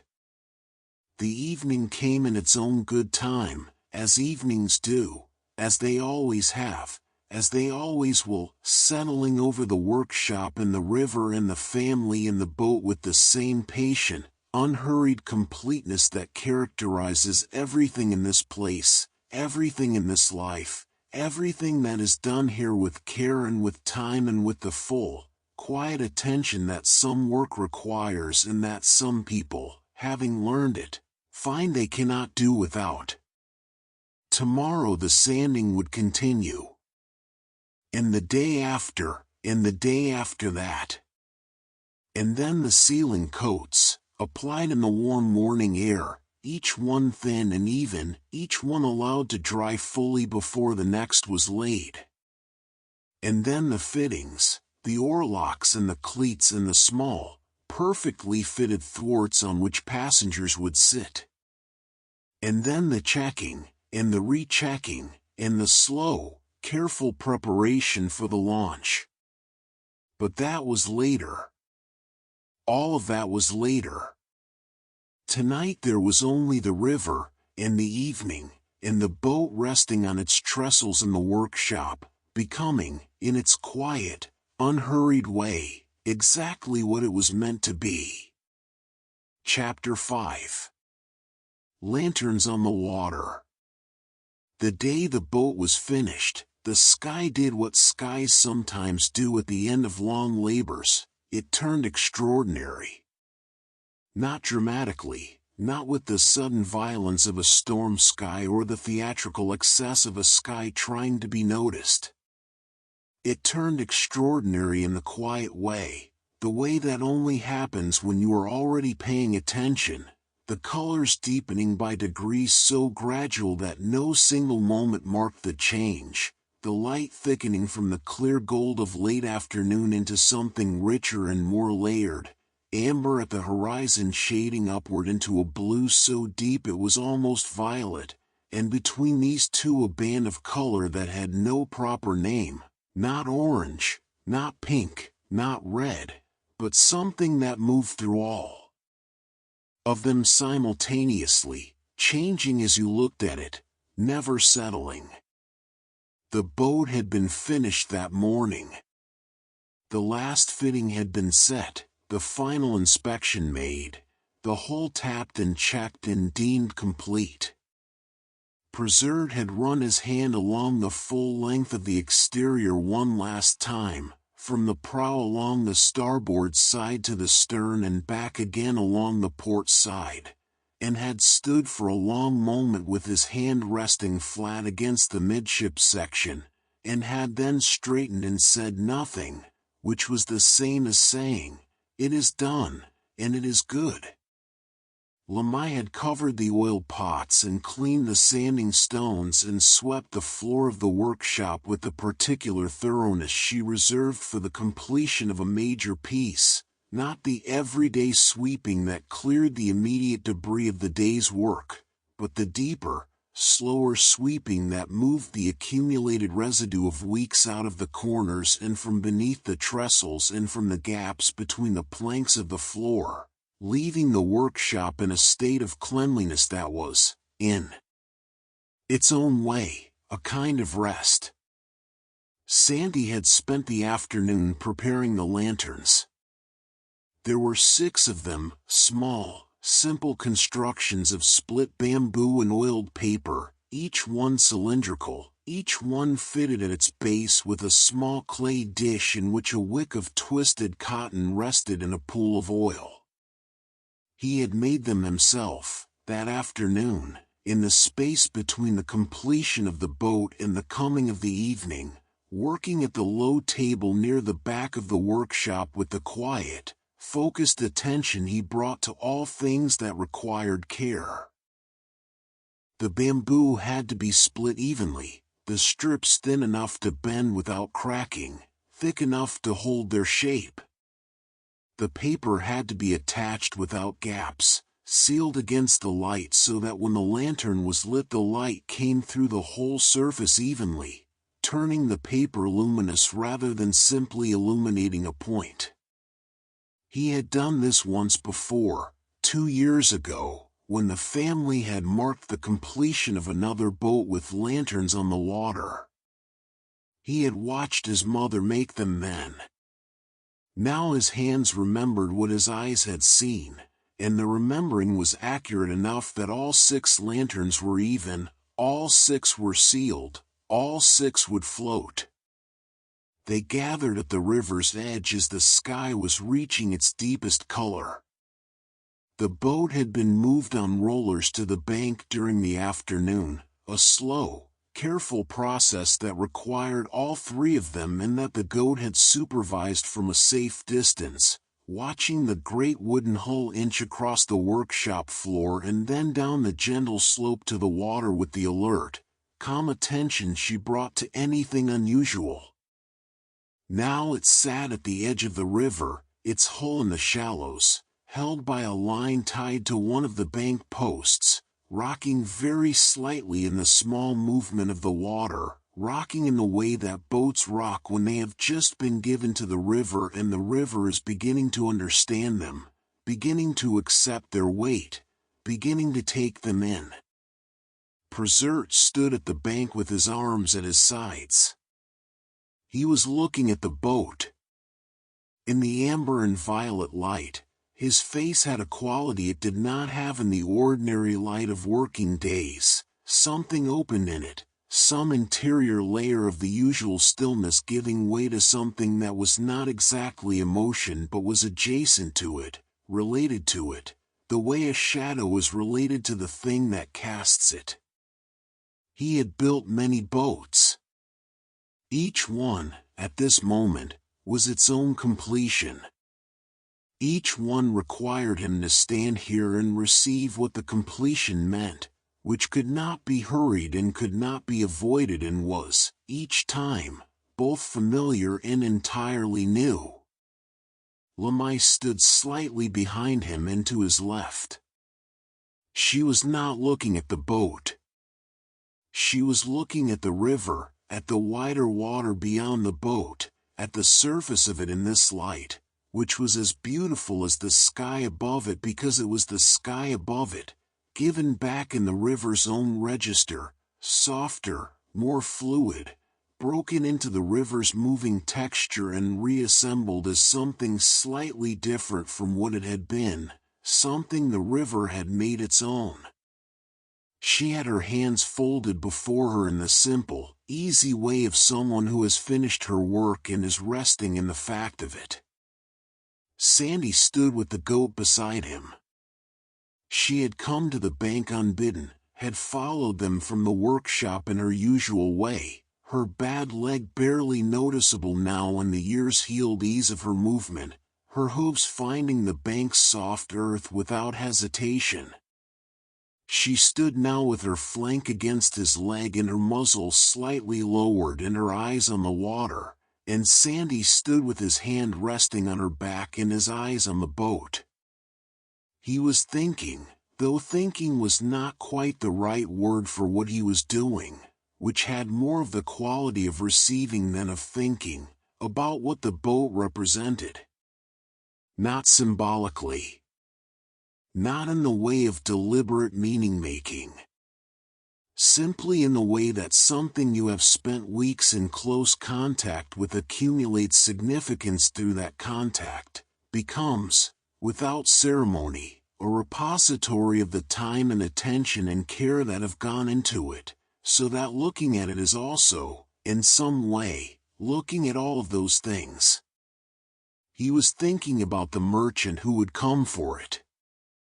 About the river journeys it would make, upstream and downstream, in the long dry season days when the water was low and the channel clearly defined, in the wet season days when the river spread wide and the familiar landmarks disappeared beneath the flood and navigation became a matter of feeling and memory rather than sight.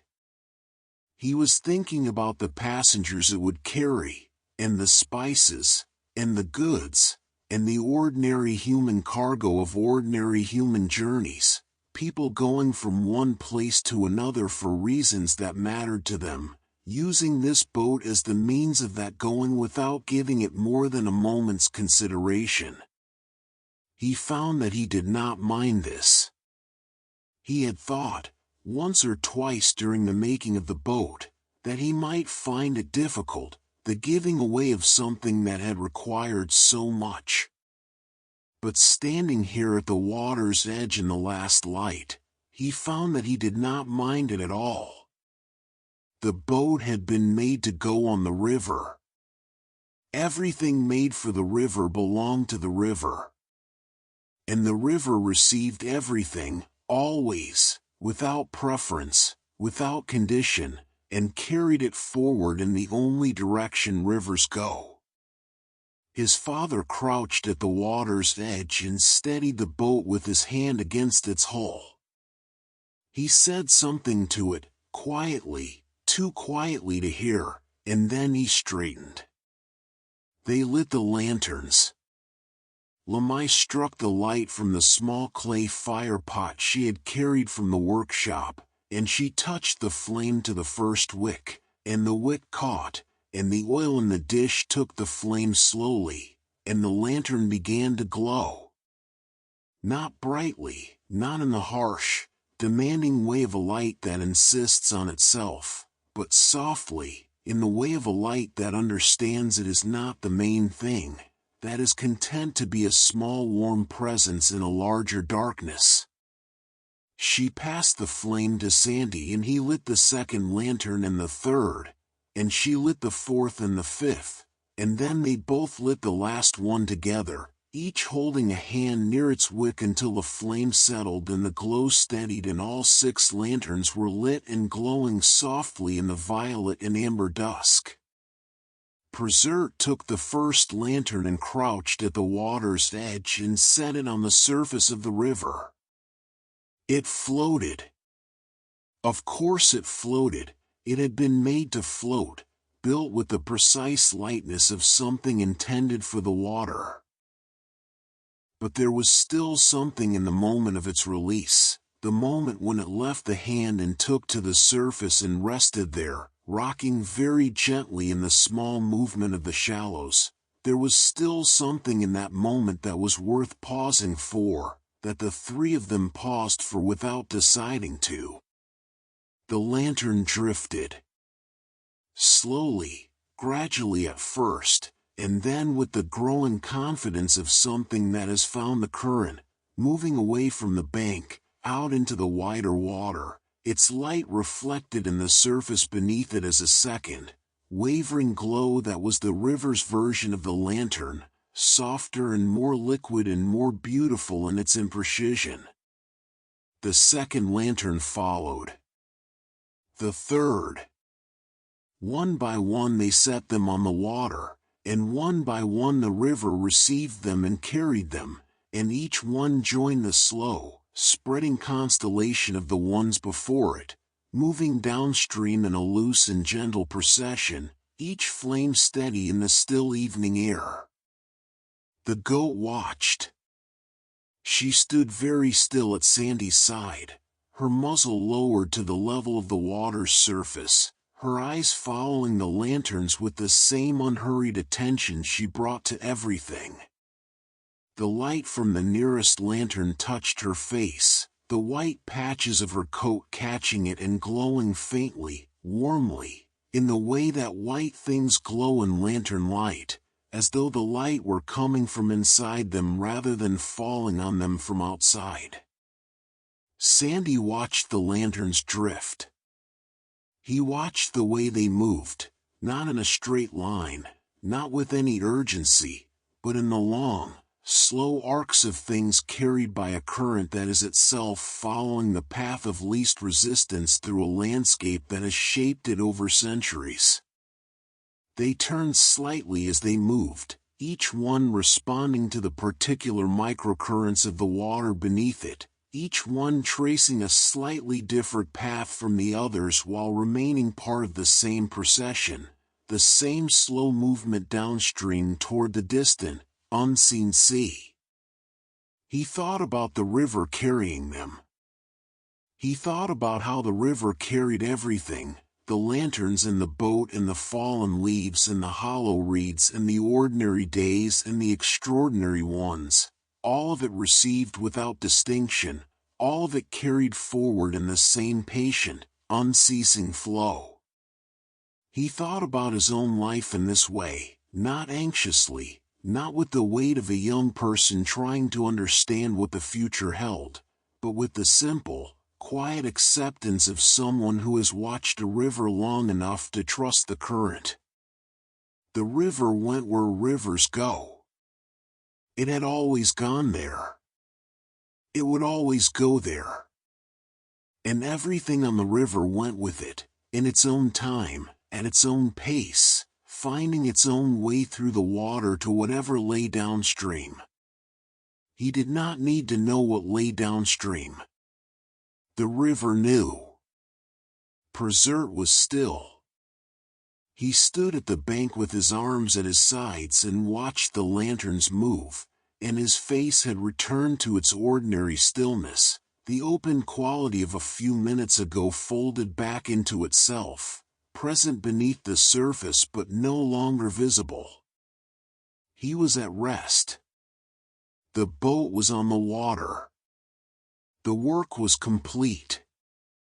Everything else, the merchant's arrival, the payment, the next piece of timber, the next commission, the next morning in the workshop, all of it was simply the continuation of what had always continued, the river flowing in its channel, the work going on in the workshop, the family at its work and at its rest. He turned from the water and walked back toward the workshop. Not abruptly, not in the way of someone ending something, but in the natural way of someone for whom this moment has completed itself and the next moment is already present, already waiting. Lamai watched him go and then turned back to the water for a moment longer, watching the lanterns, now 20 meters downstream, 30. Their individual flames still visible but beginning to blur at this distance into a single warm moving glow. She turned and followed him. Sandy stayed a little longer. He stood with the goat at the river's edge and watched the lanterns go. They were smaller now, further away, their light diminishing, not going out, still present, still warm, still moving forward on the dark water. The sky above had deepened further while they had been standing here, the violet band overhead now nearly dark, the first stars appearing at the zenith, faint at first, then with more conviction as the light continued to fail, each one arriving in its own time, its own small certainty added to the growing certainty of the night. The insects were fully present now, not the tentative, questioning evening cicadas of an hour ago, but the full, committed night sound of a riverside village after dark, layered and continuous and alive in the way of sounds that have no purpose other than to be themselves, that arise not from intention but from the simple fact of creatures being what they are in the time that is given to them. Somewhere downstream, a paddle dipped. Once, twice. A boat passing in the darkness, visible only as a movement on the water, a displacement of the reflected stars. It passed and was gone, and the stars closed over its wake, and the river was smooth again. The last lantern was very small now. Perhaps 300 meters downstream, perhaps more, he could not be certain in the dark.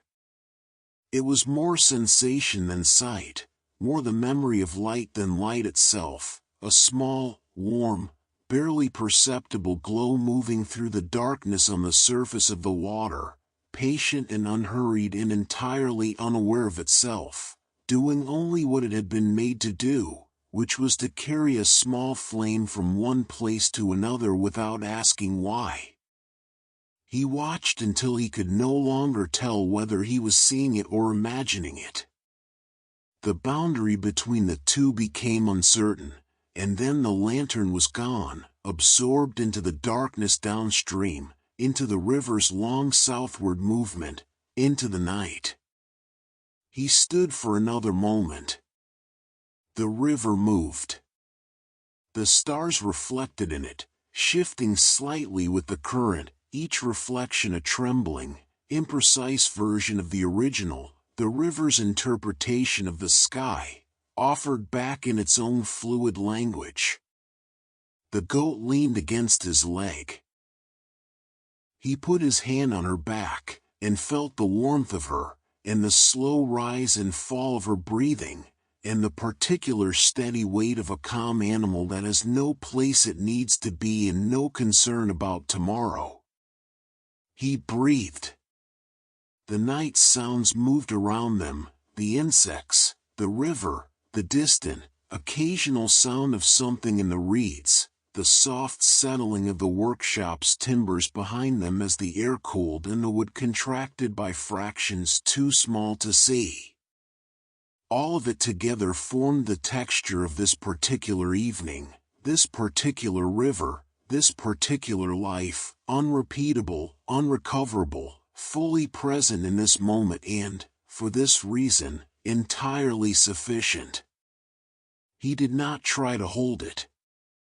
He had learned, from the river and from the workshop and from the long mornings of watching the mist lift from the water, that the things worth having could not be held, that the attempt to hold them was the beginning of losing them, that the way to have them fully was to let them be what they were, moving through and past you the way the river moved through and past everything it touched, leaving behind not possession but the quiet, unshakable knowledge that it had been here, that it had been real, that it had been enough.